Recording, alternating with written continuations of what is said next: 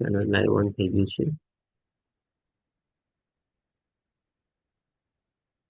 હરે કૃષ્ણ કલ્પના માતાજી, હરે કૃષ્ણ કલ્પના માતાજી.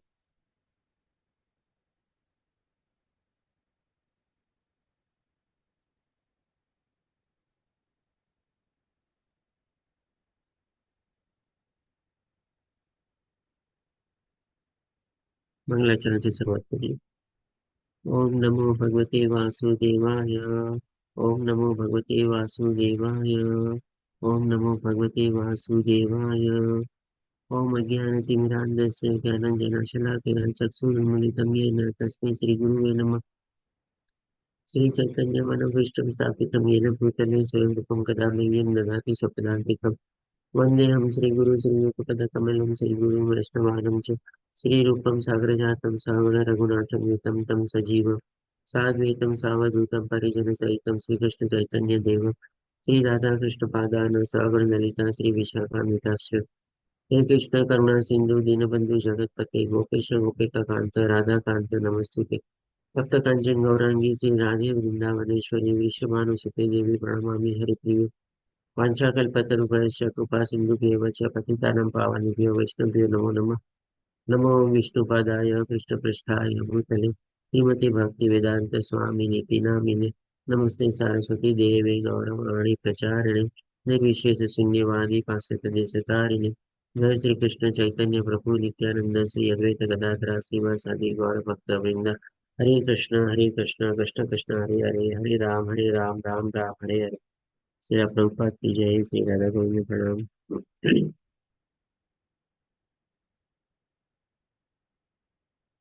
हरे कृष्ण विजय माता जी. हरे कृष्ण ललित प्रभु जी. हरे कृष्ण राधिका माता जी. हरे कृष्ण प्रभु जी, दंडवत प्रणाम प्रभु जी। धन्यवाद प्रणाम हरे माता जी. कृष्ण प्रभु जी, दंडवत प्रणाम। धन्यवाद प्रणाम ललित प्रभु जी. राधिका माता जी आनंद प्रभु जी ने देखा था. कया प्रभु जी? आनंद प्रभु जी ના સોરી આપ નવાય થઈ ગયું છે એમની ધર્મપત્ની નામ બીજું છે કઈ હુસેન જાફર નવાય છે. સોરી. नो नो प्रॉब्लम प्रभु जी। ઓકે, તો આજે આપણે આગળ વધશું ભક્તિ રસામૃત સિંધુમાં. ગયા શનિવારે આપણે અધ્યાય નંબર અથવા તો ચેપ્ટર પહેલું અને બીજું લીધેલું હતું અને આજે આપણે ત્રીજું અને ચોથું ચેપ્ટર લઈશું.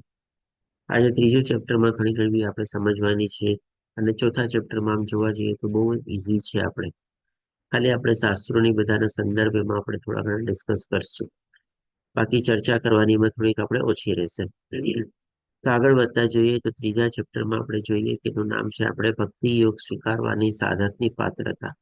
આપણા માટે આ બહુ જરૂરી છે કારણ કે હવે આપણે બધા શુદ્ધ ભક્તિ યોગમાં પ્રવૃત્ત થવા માટે ભગવાનને આપણે પ્રાર્થના કરીએ છીએ. એના માટે આપણે પ્રયાસમાં આપણે પ્રવૃત્ત થયેલા છીએ. આપણે બધા આપણી સાધના ભક્તિમાં આરંભ કરી દીધી છે. બધા આપણે અમુક સંખ્યાની માળાનો જે નિયમ લીધેલો છે એ બધું કરતા હશું. આપણે સવારે મંગળા આરતીમાં ભાગ લેતા હશું, ભગવાનને ભોગ ધરાવતા હશું, મંદિરે જતા હશું, દર્શન કરતા હશું, એકાદશીનું વ્રત કરતા હશું, ભગવાનના ઉત્સવો આવશે એ બધા ઉત્સવો આપણે ઉજવતા હશું, ભાગવતમ ભગવદ ગીતા બધું રેગ્યુલરલી આપણે વાંચતા હશું. આ બધું આપણી સાધના ભક્તિ છે. હરે કૃષ્ણ આનંદ પ્રભુજી હા જણાઈ ગયું. આ બધી આપણી સાધના ભક્તિ છે અને આ બધાને પાછળનો ઉદ્દેશ શું છે કે ભાઈ આપણે એવો એક ખાસ પ્રેમ અથવા એવો એક રસ જગાડવો છે કે જેનાથી આપણે ભગવાનની શુદ્ધ ભક્તિ અને પ્રેમમય ભક્તિ આપણે પ્રાપ્ત કરી શકીએ. તો અત્યારે જે આપણે સાધના ભક્તિમાં બધા આપણે પ્રવૃત્ત થયેલા છે અથવા તો જે આપણે થોડી ઘણી હજી કંઈક પાત્રતા અથવા તો હજી કોઈ લાયકાત આપણે કેળવવામાં હજી આપણે પૂરેપૂરા સફળ ન થયા હોય અને એના માટે પ્રયાસ કરતા હોઈએ તો આ બધી ચીજો આપણે લગભગ સાતેક ચીજ આમાં ડિસ્કસ કરશું આપણે કે આમાં પણ આપણે અત્યારે સાધના ભક્તિમાં પણ કેવી રીતે આગળ વધી શકીએ અને જે આપણે અત્યારે સાધના ભક્તિ સ્વીકારી લીધેલી છે અથવા તો આપણા જીવનનો ઉદ્દેશ સમજીને આપણે એમાં પ્રવૃત્ત થઈ ગયા છે તો એના માટે હજી આપણે કેવી કૌશલ્યતા અથવા તો કેવી એક્સપર્ટાઇઝ આપણે કેળવવાની છે કે ભગવાનની શુદ્ધ ભક્તિ તરફ આપણે ઓર આગળ વધી શકીએ અને પ્રેમમય ભક્તિ આપણે પ્રાપ્ત કરી શકીએ. તો આમાં જે 7 સ્ટેપ્સ છે આપણે પેલા લાયકાત છે, પછી બીજું શું એમાં જ્ઞાન અને ત્યાગની જરૂરી છે એ આપણે સમજશું. પછી એમાં આગળ વધવા માટે આપણા યોગ્યતાના આપણા દરજ્જા એટલે કે કેટેગરી કઈ પ્રમાણે આપણે આગળ વધી શકીએ છીએ, અથવા તો લેવલ વાઇઝ કેટેગરી અથવા તો લેવલ વાઇઝ દરજ્જા. પછી કનિષ્ઠ ભક્તો કયા 4 પ્રકારના છે આપણે ઓલરેડી જાણીએ છીએ, પણ એના વિશે થોડી ઘણી ચર્ચા કરશું અને એમાં પછી આપણે જાણશું કે આમાં શ્રેષ્ઠ કોણ છે. એ જે 4 પ્રકારના બતાવે છે એમાં હરે કૃષ્ણ, જય શ્રી માતાજી. પછી આપણે જોશું કે વૈદિક સાધના ભક્તિમાં પ્રગતિ માટે પણ આપણને જે અવરોધ આવતા હોય, જે મુશ્કેલી આવતી હોય, જે અડચણ આવતી હોય, એમાં મોટી અડચણો કઈ કઈ હોય છે અને એમાં આપણે એને કેવી રીતે પાર કરવાનું છે. આના સંદર્ભમાં આપણે કહી શકીએ કે થોડી ઘણી આપણે ભૌતિક દુનિયાની જે અડચણો આવે છે ને એના સંદર્ભમાં તો આપણે છે ને ઓછી ચર્ચા કરશું, પણ વધારે શું છે, આધ્યાત્મિક માર્ગમાં આગળ વધવા માટે થોડી ઘણી આધ્યાત્મિક અવરોધો પણ આપણને આવે છે. તો એના વિશે આપણે થોડી ચર્ચા કરશું કે એ આપણને શુદ્ધ ભક્તિમાં આગળ વધવા માટે મોટો અવરોધ તરીકે ગણી શકાય છે. પછી આપણે જોશું કે ભાઈ સૌથી વધારે મહત્વની જરૂરિયાત શું છે આપણે આધ્યાત્મિક માર્ગમાં આગળ વધવા માટે, અથવા તો આપણે કહી શકીએ કે પ્રેમમય અને ભગવાન પ્રત્યે આપણે શુદ્ધ ભક્તિ પ્રાપ્ત કરવા માટે સૌથી મોટી જરૂરિયાત અથવા તો સૌથી મોટો અવરોધ છે એને આપણે કેવી રીતે પાર કરવાનો. તો આ સાથે 7 ચીજને આપણે વન બાય વન લેશું, એક એક કરીને ડિસ્કસ કરશું.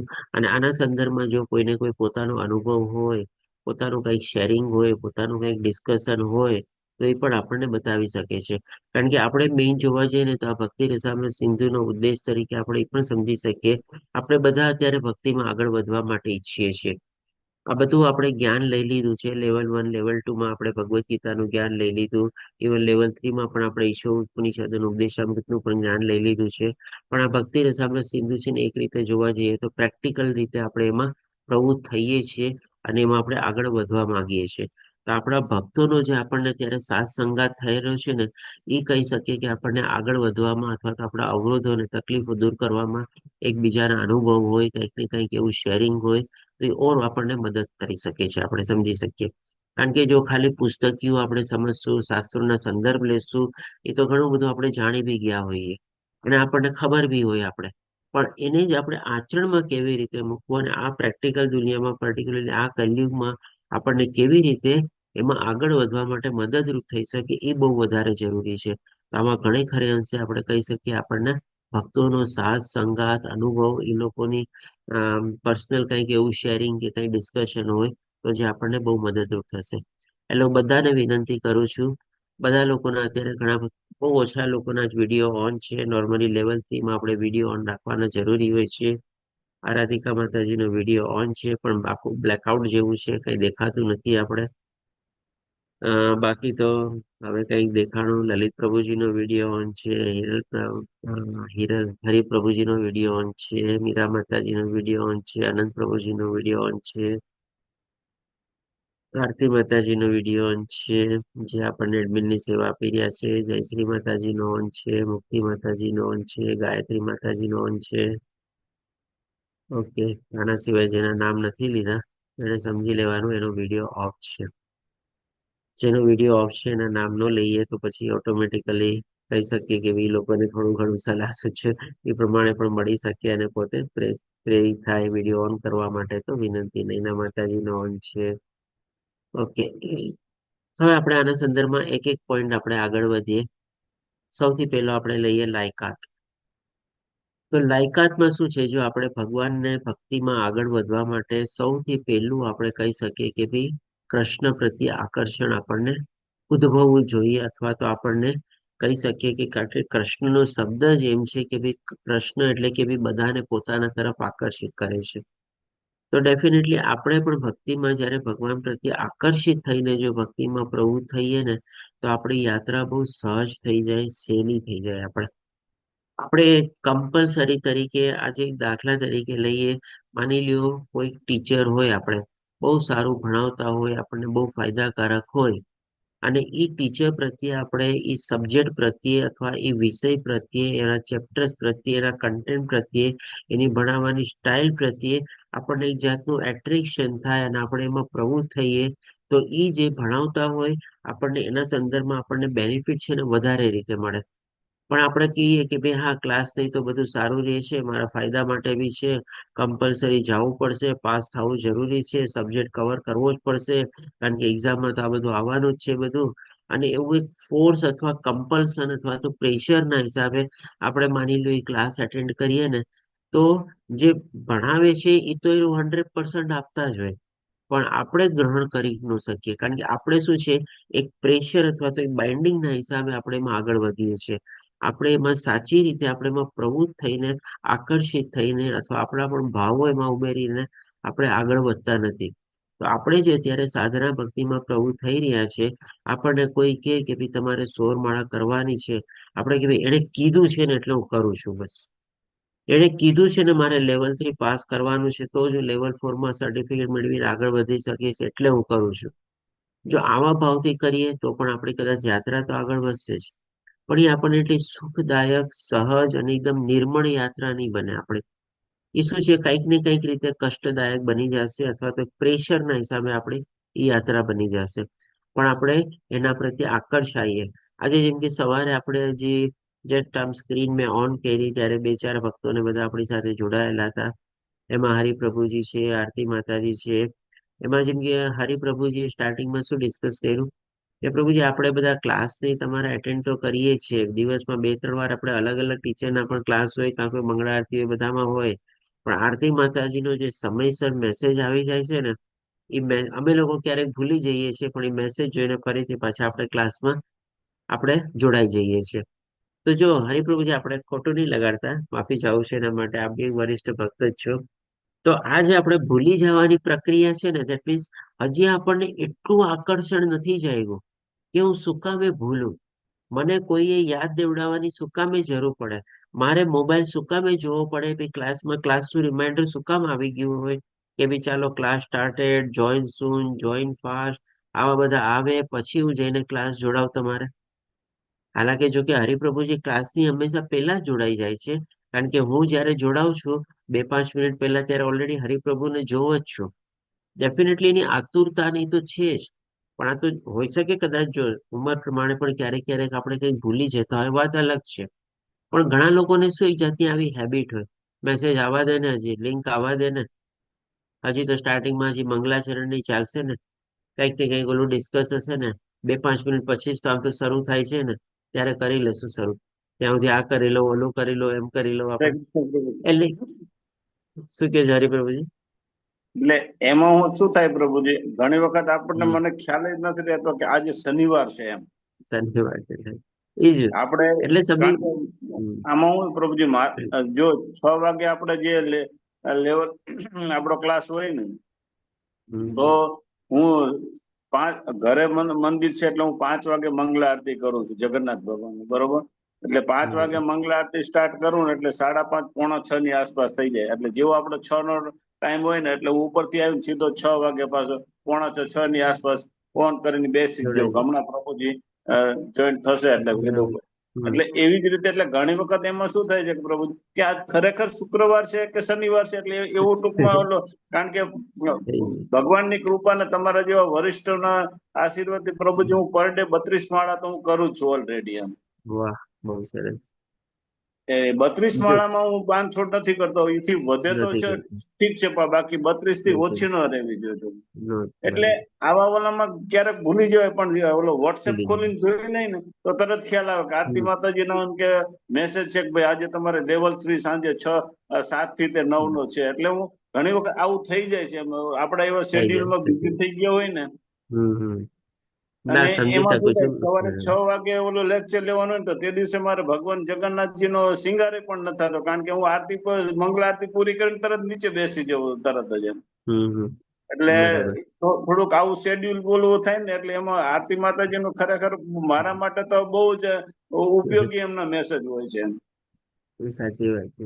હમ. ના, ધન્યવાદ પ્રભુજી, જો સેવા પણ સારી આપી રહ્યા છે. આ તો શું, જો આપણે થોડું ઘણું મેં તમને કીધું ને કે આપણા બધાના અનુભવના સાથે આપણે ડિસ્કસ કરશું ને, તો થોડુંક હમ. આપણે પર્સનલ ટચ આવશે. મારો ના, ના, એકચ્યુઅલી ઉદ્દેશ એ જ છે કે ભાઈ આપણે છે ને આમાં પર્સનલી ભગવાન સાથે આપણો રસ જગાડવા માટે આપણે પ્રવૃત્ત થવાનું છે.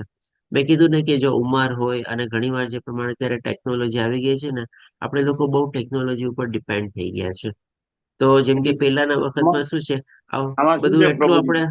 હમ. કે મારે બરાબર.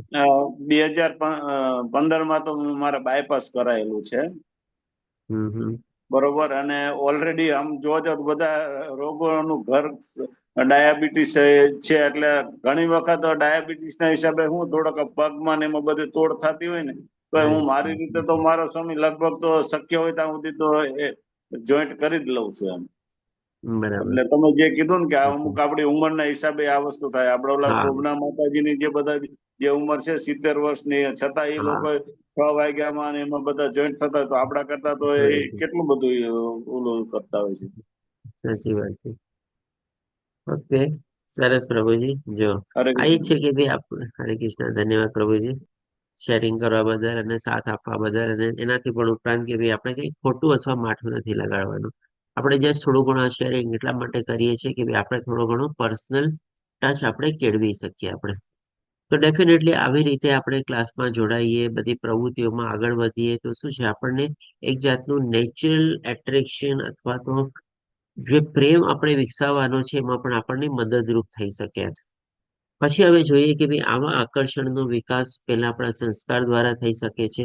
આજે નાનપણથી માની લે આપણા ઘરમાં સેવા હોય, આવી રીતે આપણે ભગવાનને મંગળા આરતીમાં ને એમાં ભાગ લેતા હોય, તો શું છે આપણે બાળક નાનું હોય ને એ જાણતું અજાણતું પણ છે ને એમાં બધું ઓટોમેટિકલી પ્રવૃત્ત થઈ જાય. ઘરમાં બધા વહેલા ઉઠી જતા હોય, બધા જે નિત્યક્રમ કરવાનો એ કરીને પછી ભગવાનની પૂજા કરે, સેવા કરે, ભગવાનનો શૃંગાર કરે, ભગવાનની આરતી કરે, ભગવાનનો ભોગ બનાવે, બધા એમાં પ્રવૃત્ત થયેલા હોય. તો બાળપણથી શું છે આ બધા સંસ્કાર આપણને મળી જાય.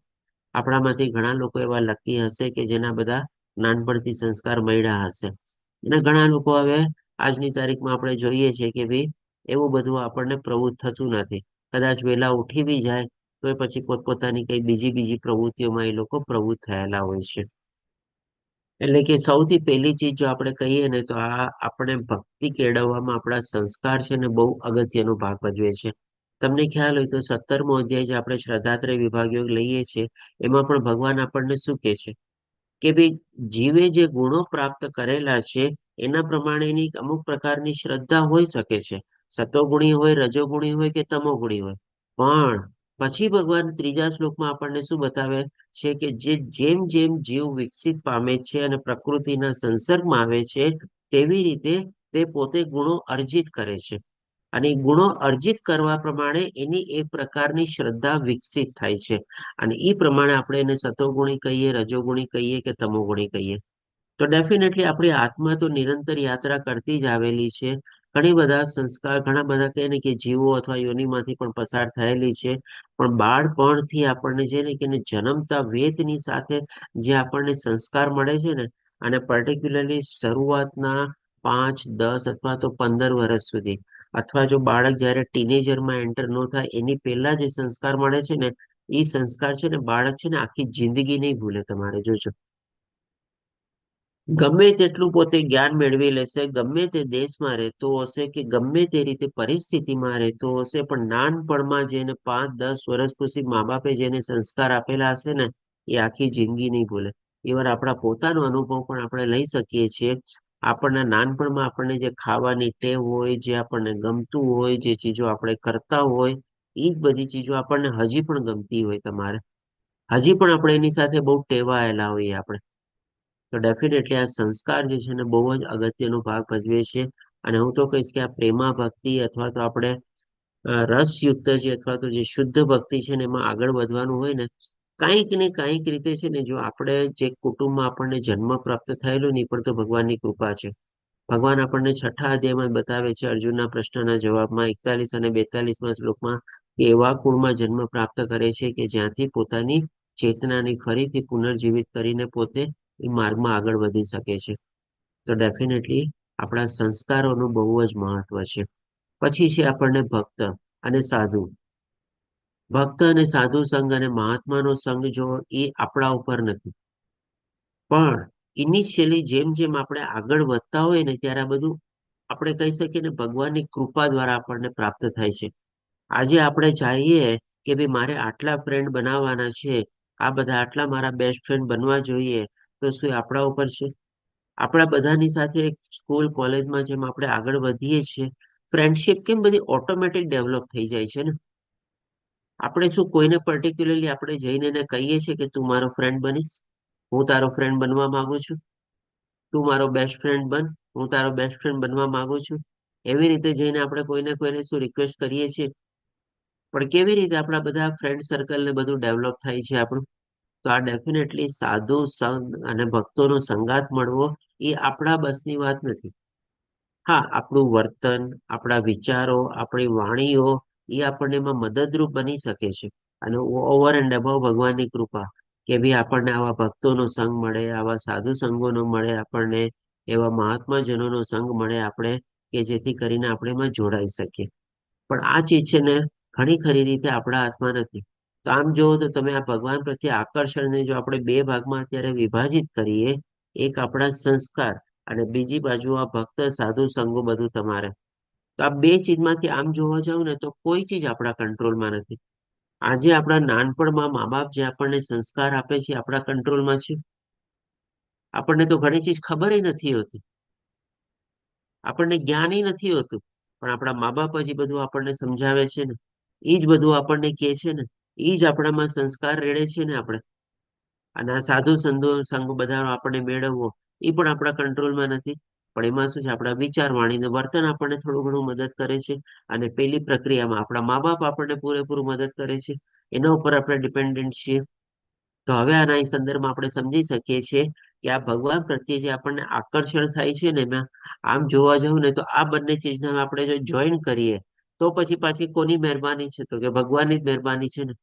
ભગવાને જ આપણને એવા કુટુંબમાં જન્મ આપ્યો કે જેમાં આવા મા બાપ પાસેથી આવા સંસ્કારો આપણને પ્રાપ્ત થયા.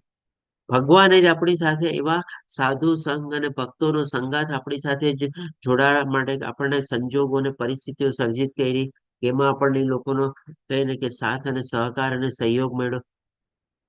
તો આ બધી ચીજમાં આપણે જો ભગવાનને આવી આપણી કૃપા સમજીએ અને આવા ભાવથી પણ જો આપણે આકર્ષિત થઈએ ને, આજે આપણને આ નમઃ દાસ પ્રભુજીનો આટલો બધો સરસ મજાનો સાથ મળી રહ્યો છે, આટલી સરસ બધી આપણી યાત્રા આગળ વધી રહી છે.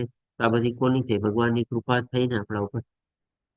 એટલે કે બધી ચીજમાં ભગવાનની કૃપા રહેલી છે. અને એને પણ જો આપણે અંડરલાઈન કરંટ તરીકે બધામાં સમજી જઈએ આપણે, તો પણ આપણે ભગવાન પ્રત્યે નેચરલ આકર્ષણ વિકસાવવામાં એ આપણને બહુ મદદરૂપ થઈ શકે છે. પછી હવે જોઈએ આપણે કે ભાઈ વ્યક્તિ હજુ પણ સકામ કર્મ, ઇન્દ્રિય તૃપ્તિ વગેરે પ્રવૃત્ત થયેલો હોય છે. આપણામાંથી ઘણા ખરા છે ને અત્યારે જેમ કે આ ભક્તિ માર્ગમાં આગળ વધી રહ્યા છે, તો પણ આપણે કહી શકીએ કે ભાઈ 100% આ બધી પ્રવૃત્તિથી આપણે એક્સક્લુડ અથવા તેનાથી આપણે બાકાત અથવા તો મુક્ત નથી થયા.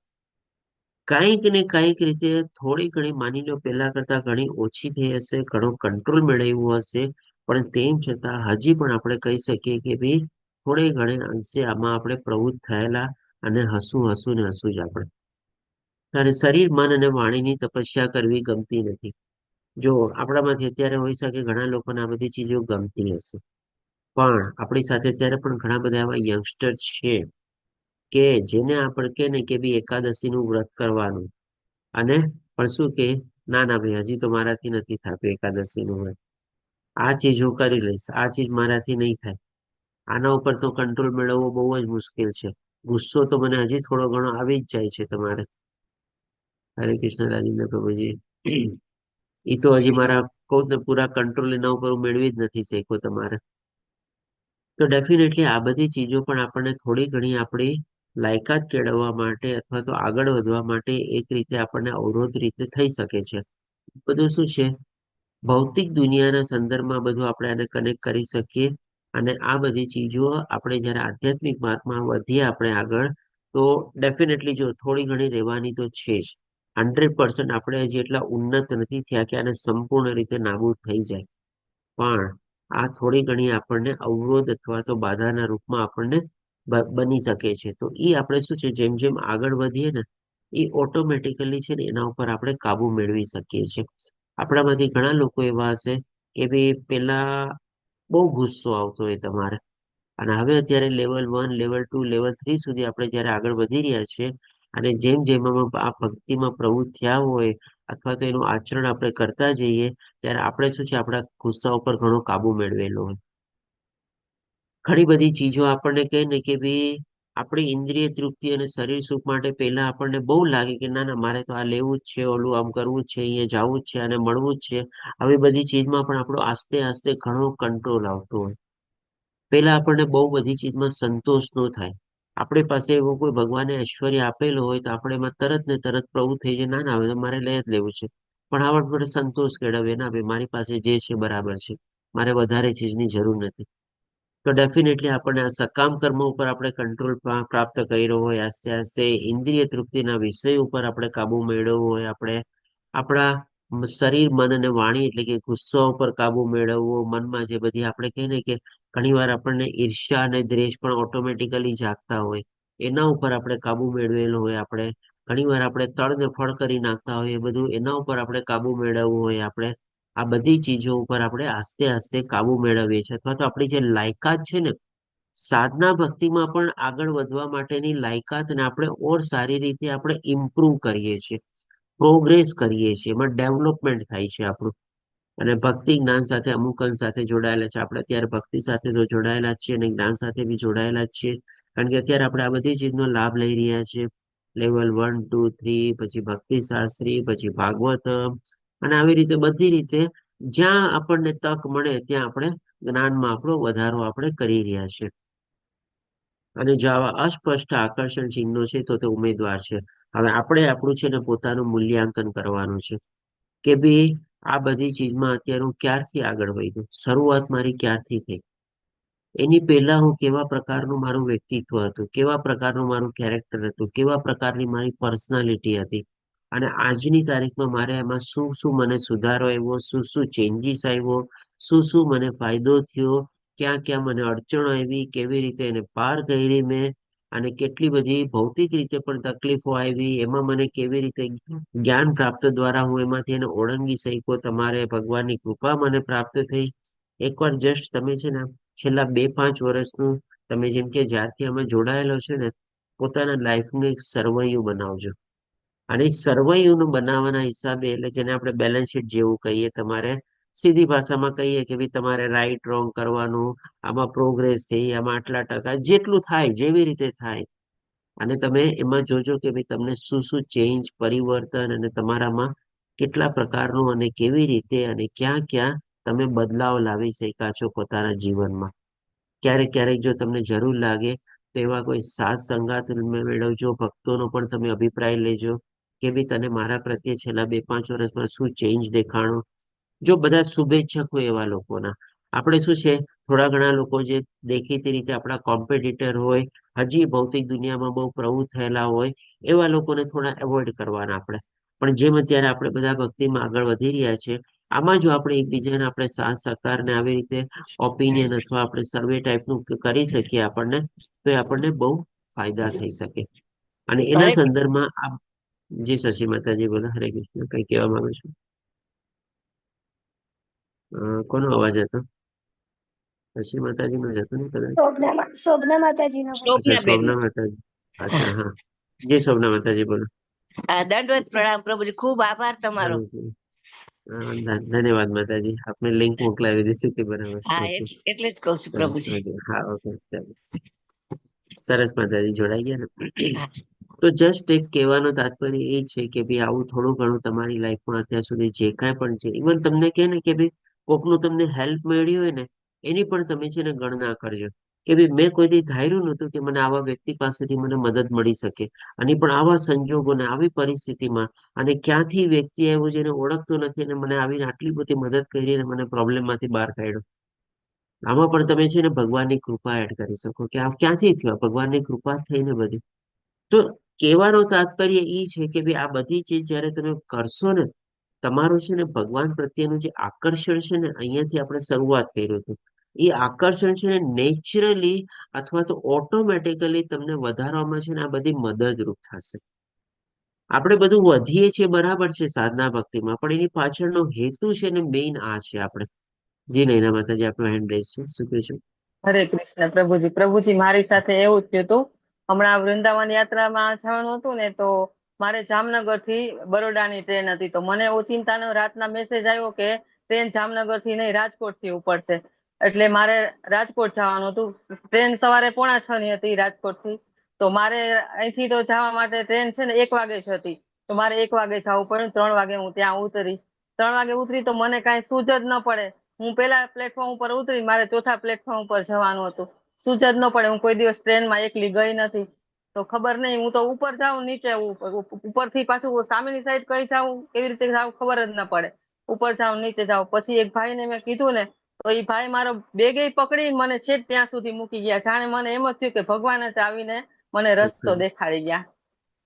સાચી વાત. હરે કૃષ્ણ આપણે શું પ્રભુજી. જયારે માની લો આ બધા માર્ગમાં આપણે આગળ ન વધતા હોય ને ત્યારે આપણે શું વિચારીએ, મેં એને પૂછ્યું, એને બી મને મદદ કરી, કેઝ્યુઅલી લઈને આપણે એને ભૂલી બી જઈએ.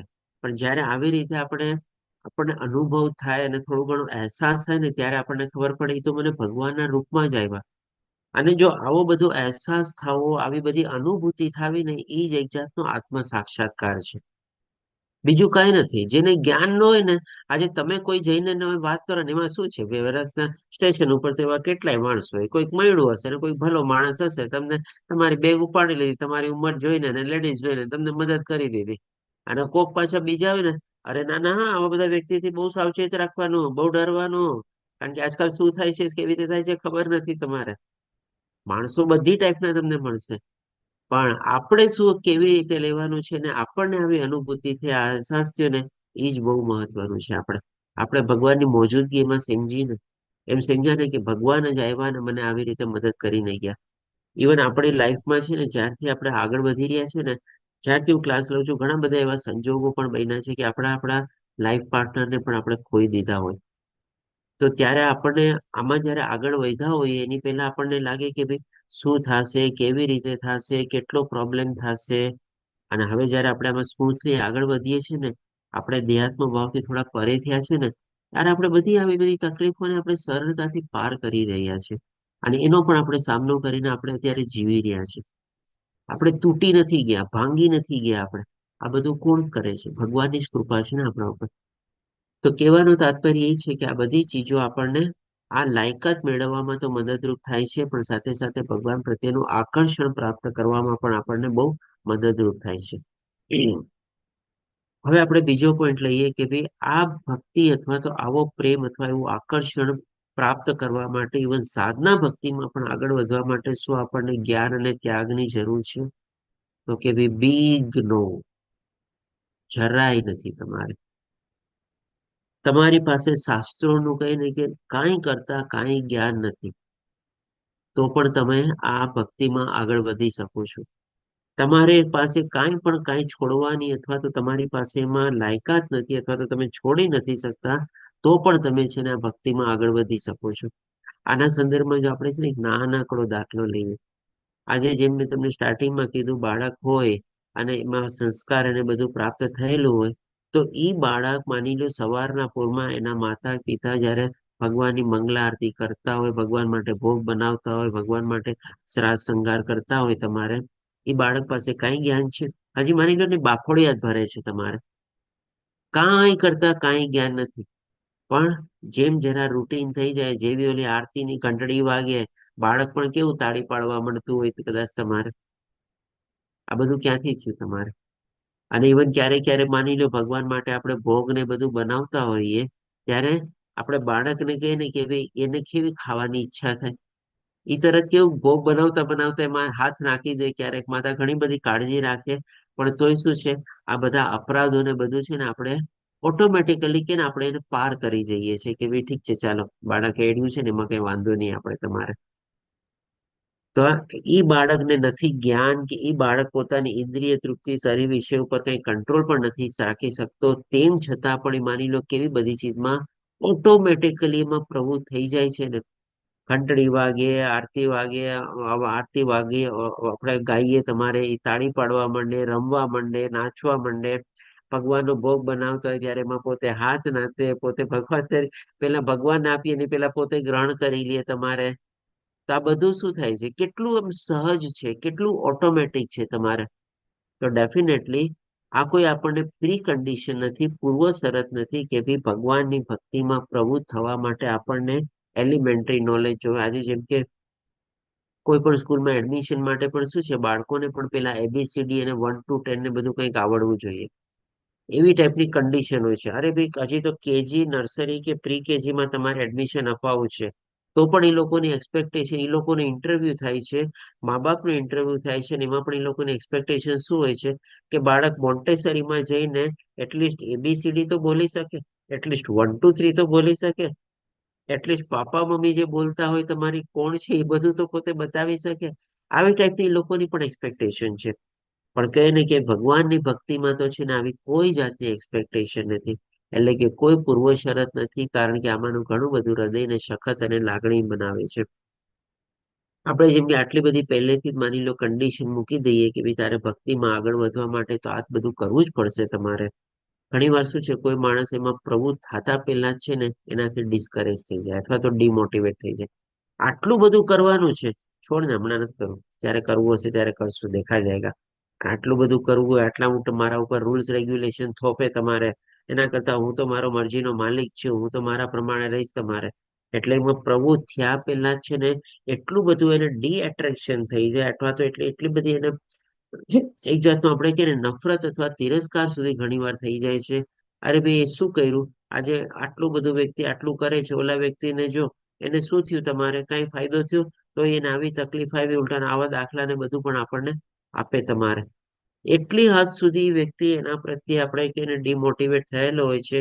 આ બધી કન્ડિશન તો માનીશ જ નહીં, અને માયના પછી પણ મને તો કઈ ફાયદો થવાનો નથી, કારણ કે હું તો ઘણા બધા એવા દાખલા જોઉં છું કે જો એની હાલત શું છે તમારે.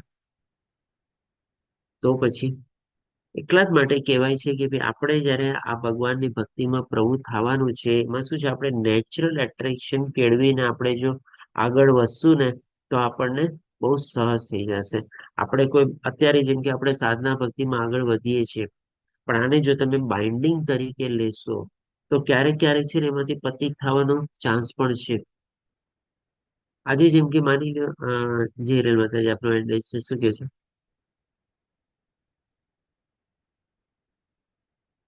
આપ મ્યુટ છો રેલ માતાજી.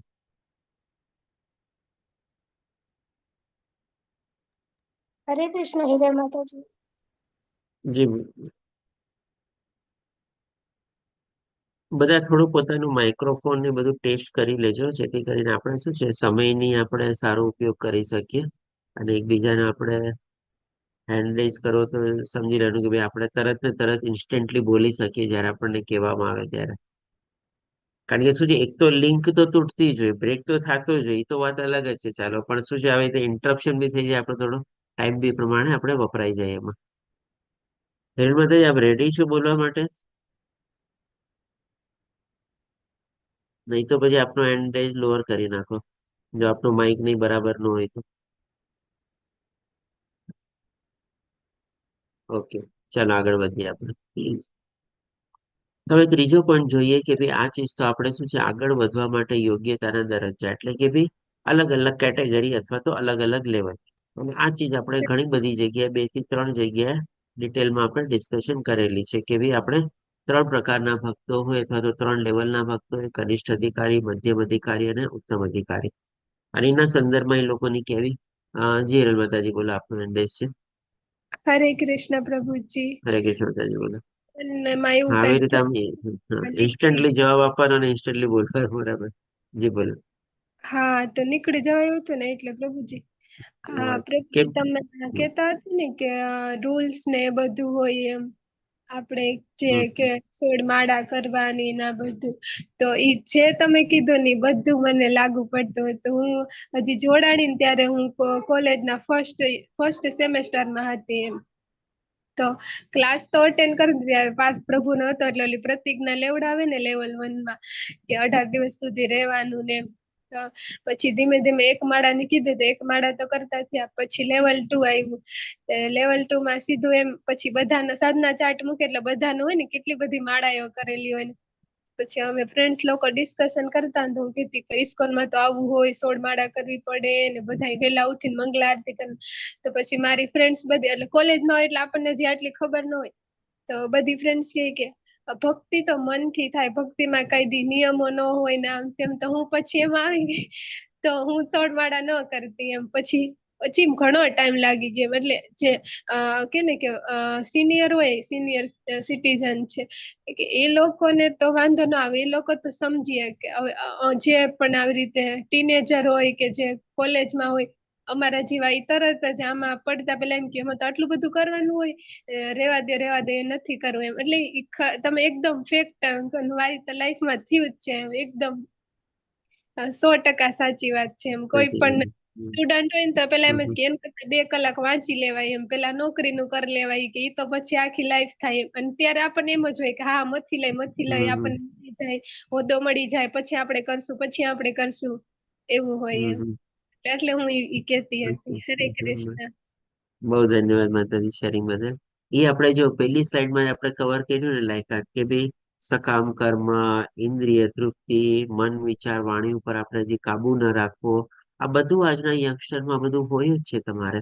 અને જે પ્રમાણે કલયુગમાં આપણે રહીએ છીએ ના હોય એવું કહે ને કે આપણે હોય ને તો ક્યારેક એક્સેપ્શન કેસ ગણાય તમારે, કારણ કે બધામાં જ આપણને જોવા મળે છે. તો ડેફિનેટલી જે પ્રમાણે હિરલ માતાજીએ કીધું ને, જો આવા પહેલા આપણે નિયમ ને બધા આપણે રેસ્ટ્રિક્શન નાખી દઈએ, કન્ડિશન્સ નાખી દઈએ, ઇમ્પોઝ કરી દઈએ તમારે કે આ કરવું જ પડશે, મસ્ટ છે તમારે, તો બધા લોકો છે ને એનાથી વધારે ડિસ્કરેજ થાય છે. આપણે એન્કરેજ થવાની બદલે ડિસ્કરેજ થાય છે. બહુ ભાગ્યે જ એવા હોય છે કે એમાં વધારે પ્રવૃત્ત થઈને આગળ વધી શકે છે. એની બદલે શું છે, આપણે એને કહીએ ને કે ભાઈ તમને આવી રીતે કરવાથી આ ફાયદો થશે, તમે જે કરો છો એ કન્ટિન્યુ કરો, સાથે તમે આ જોડો, તમે આમ ન કરી શકતા તો એનો ઓલ્ટરનેટિવ આવી રીતે છે. કંઈક ને કંઈક આપણે કહીએ ને, જેમ ભગવાન આપણને ત્રીજા અધ્યાયમાં બતાવે છે ને કે ભાઈ આ જ્ઞાન જે છે ને આપણે કે ભાઈ બધાને આપણે એકસાથે નથી આપી શકતા. પાથીએ પાથીએ રેડવાનું છે કે જેથી કરીને આસ્તે આસ્તે કૃષ્ણ ભગવાનામૃતમાં પ્રવૃત્ત થાય. એને નેચરલી આપણે એમાં પોતે વાળવાનું છે, આપણે કહી શકીએ આપણે.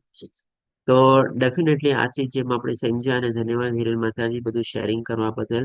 આજના યંગસ્ટરમાં બધી ચીજો આપણે condition, pre condition, impose, must condition, આ બધી રીતે જો આપણે પ્રવૃત્ત કરવા જશું ને, કદાચ આપણને એટલું રિઝલ્ટ નહીં મળે, ફાયદો નહીં થાય.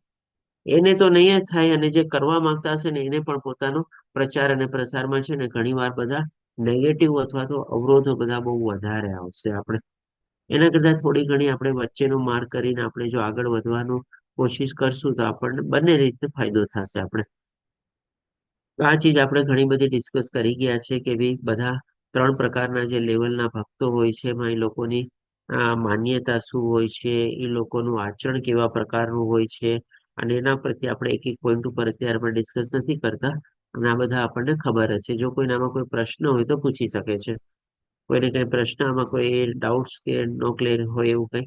કારણ કે આ સ્લાઇડ અને આ ટોપિક આપણે ઘણી વાર ડિસ્કસ કરેલો છે.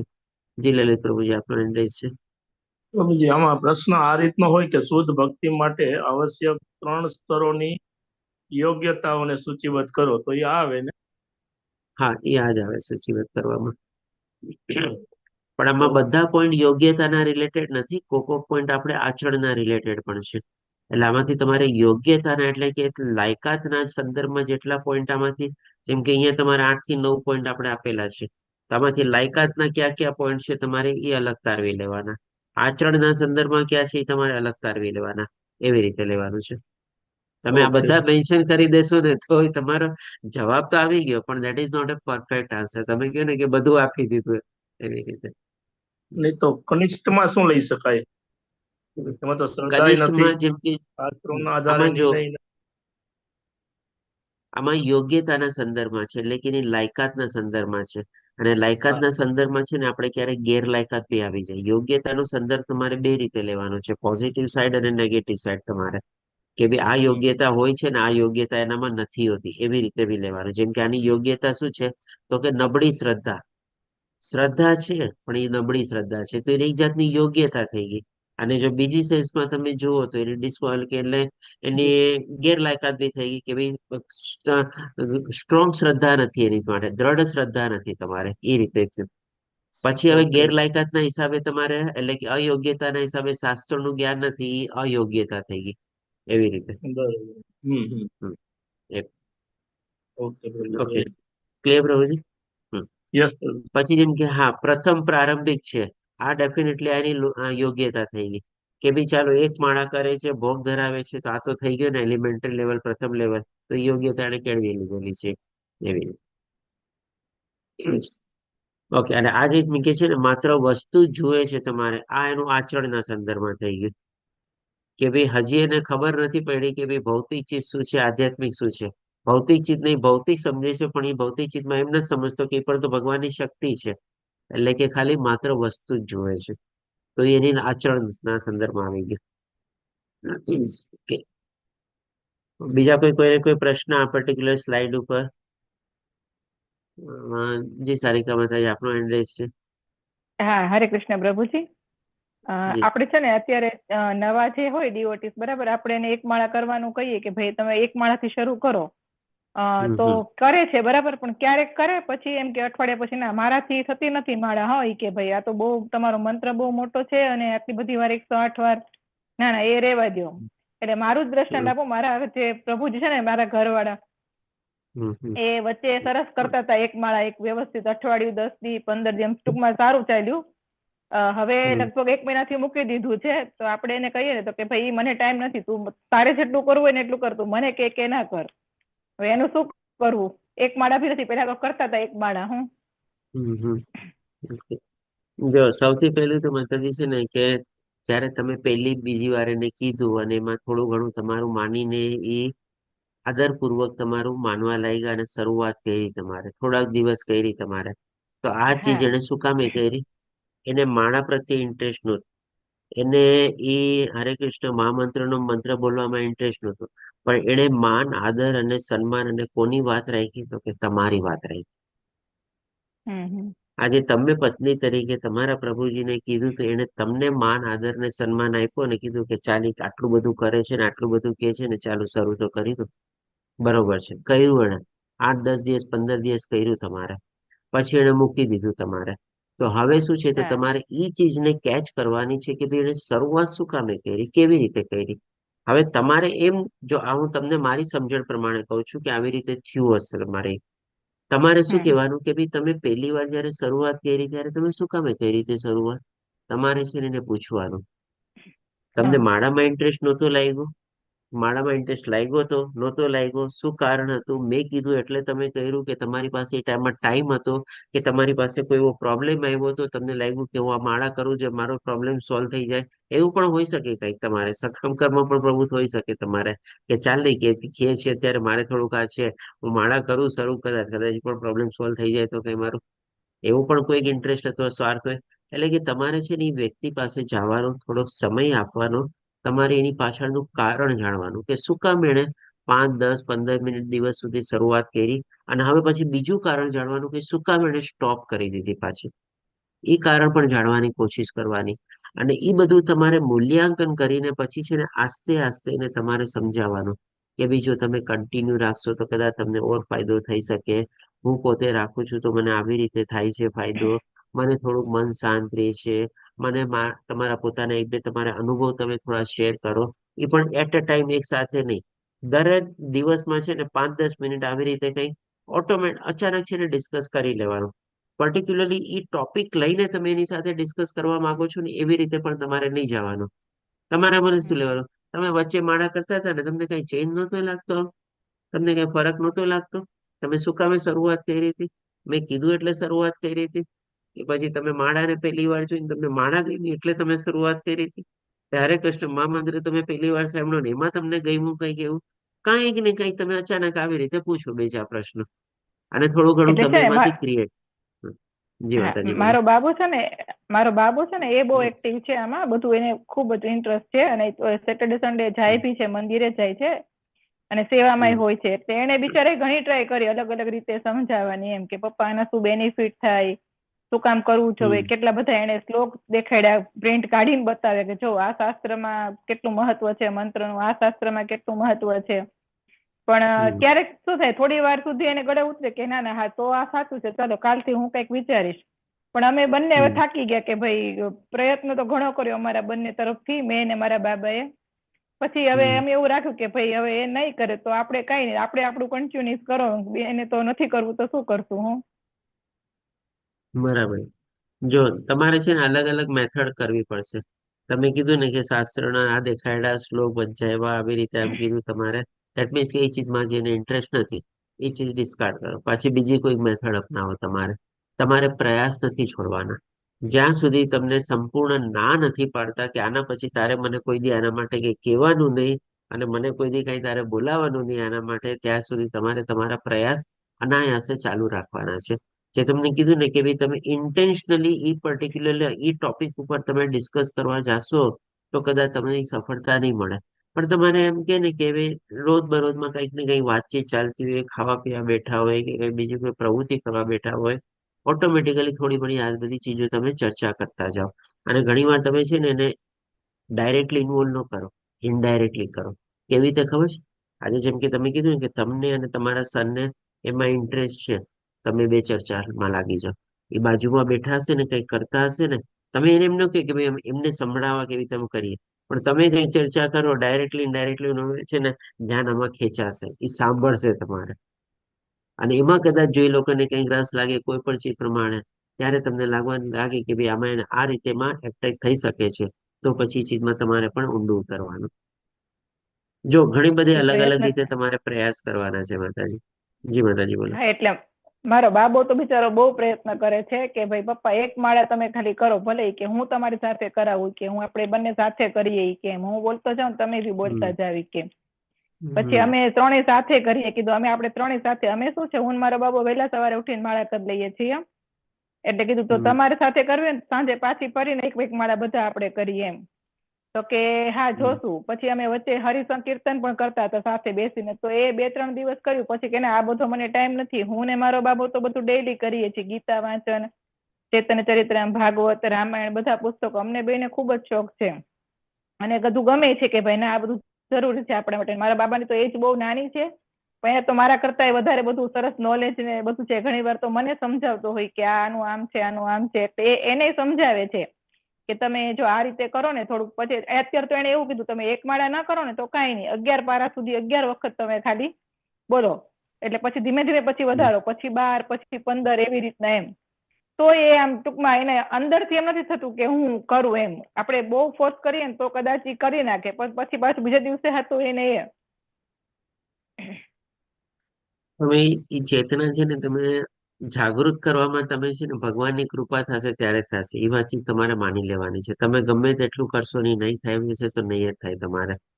પણ તમે પ્રયાસ કરવાના છે. આજે જેમ કે તમે એક ચીજ કીધી ને કે ભાઈ અમે એને સાથે બેસીએ ને બધે કરીએ ને કે ચાલો 3 જણા કરીએ.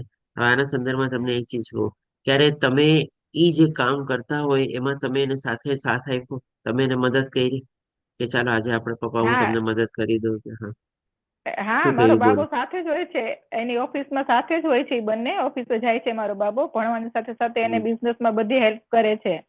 એટલે એ ઘણી વાર કહે છે કે લાવો આ કામ બાકી છે ને તમારું કામ હું કરી નાખું, તમે એના બદલે એક માળા કરી નાખો, ખાલી કે એક જ કરજો બસ, કે બીજી વધારે માળા નહીં કરતા.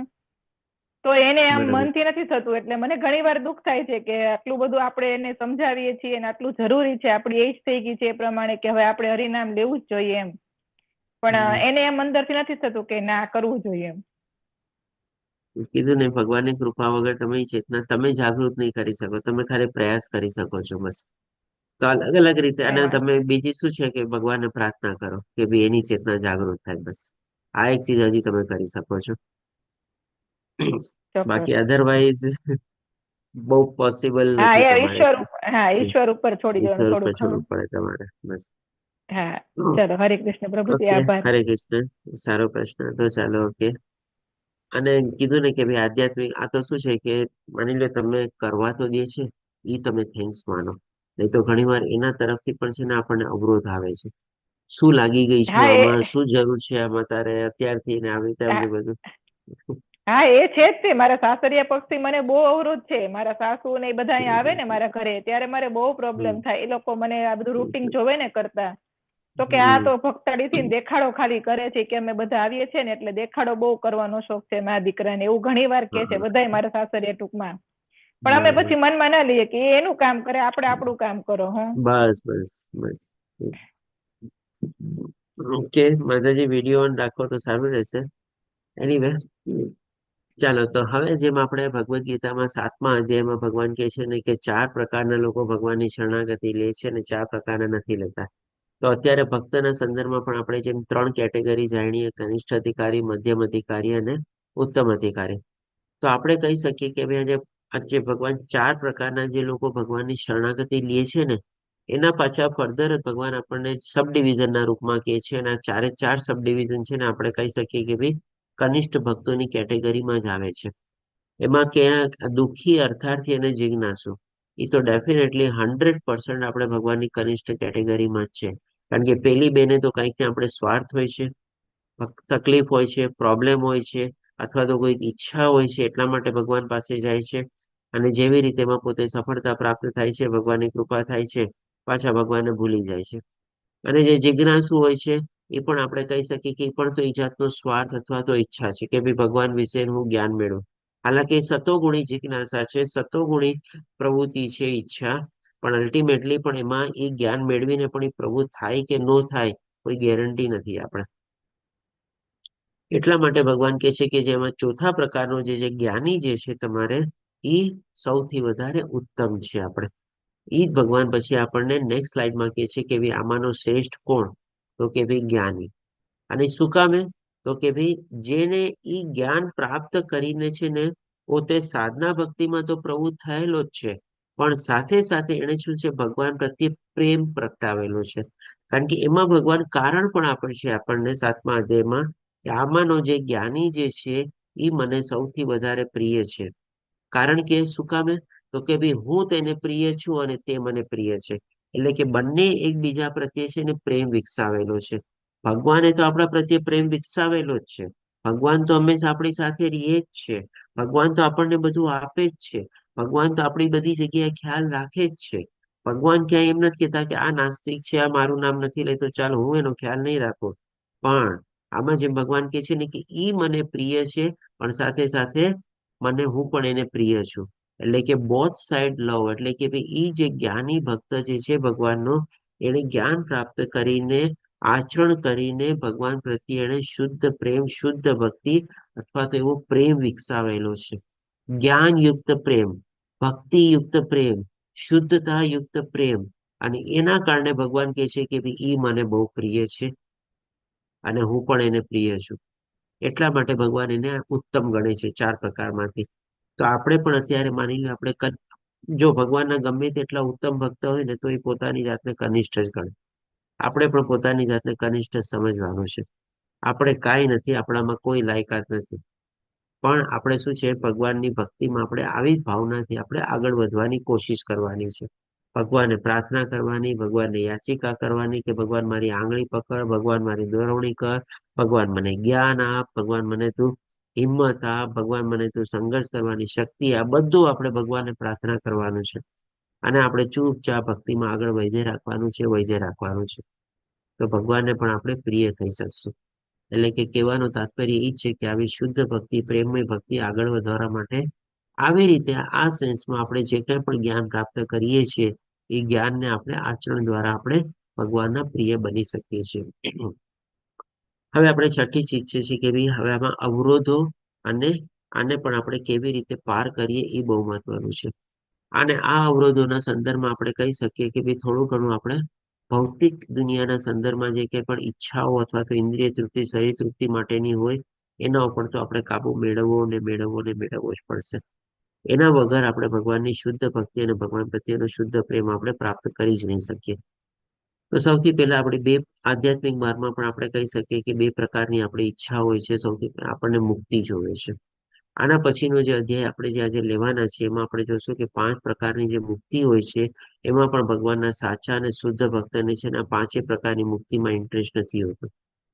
અને બીજું આપણે થોડે ઘણે અંશે કવર કરી લે કે માની લો આમાં આગળ વધવા માટે હજી કલયુગનો પ્રભાવ આપણા ઉપર રહે અને માની લો કાંઈક સૂક્ષ્મ અવસ્થામાં પણ આપણી જે ઇન્દ્રિય તૃપ્તિ, શરીર સુખ માટે, આનંદ મેળવવા માટે, કોઈ સકામ પ્રવૃત્તિ માટે ક્યાંક આપણે આપણા વિચાર, વાણી, મનને આપણે કંટ્રોલમાં ન રાખી શક્યા, ભટકી ગયા, પતિત થયા કે ક્યાંક આકર્ષિત થઈ ગયા અથવા તો કોઈ ભોગવવાની આપણને માણવાની ઈચ્છા થઈ તો આ પણ એક જાતનો આપણને અવરોધ બની શકે છે. જેમ આપણને સ્ટાર્ટિંગમાં હિરલ માતાજીએ કીધું ને કે ભાઈ હું પ્રવૃત્ત થતી આગળ વધતી અને બિંગ યંગસ્ટર અને કોલેજ સ્ટુડન્ટ તરીકે શું છે એ લોકો બધા મને એમ કહેતા કે આના કરતા તો 2 કલાક વાંચી લીધું હોત તો એક્ઝામ સારી જાત ને, સારી પોઝિશન મળત ને, સારી નોકરી મળત ને. પણ એની પાછળનો ઉદ્દેશ શું, કારણ શું? અલ્ટિમેટલી સારી નોકરી મળી બી ગઈ, સારો પગાર મળી બી ગયો, પૈસા ભેગા કરી બી લીધા, એનો ઉદ્દેશ શું?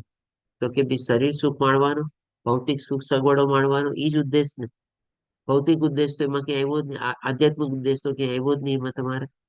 એટલે કે ડેફિનેટલી આમાં આપણે પતિત ન થઈએ, આપણે વિચલિત ન થઈએ, આપણે એમાં આવી ન જઈએ, એ પણ એક આપણે બહુ મોટું ખ્યાલ રાખવાની જરૂર છે આપણે.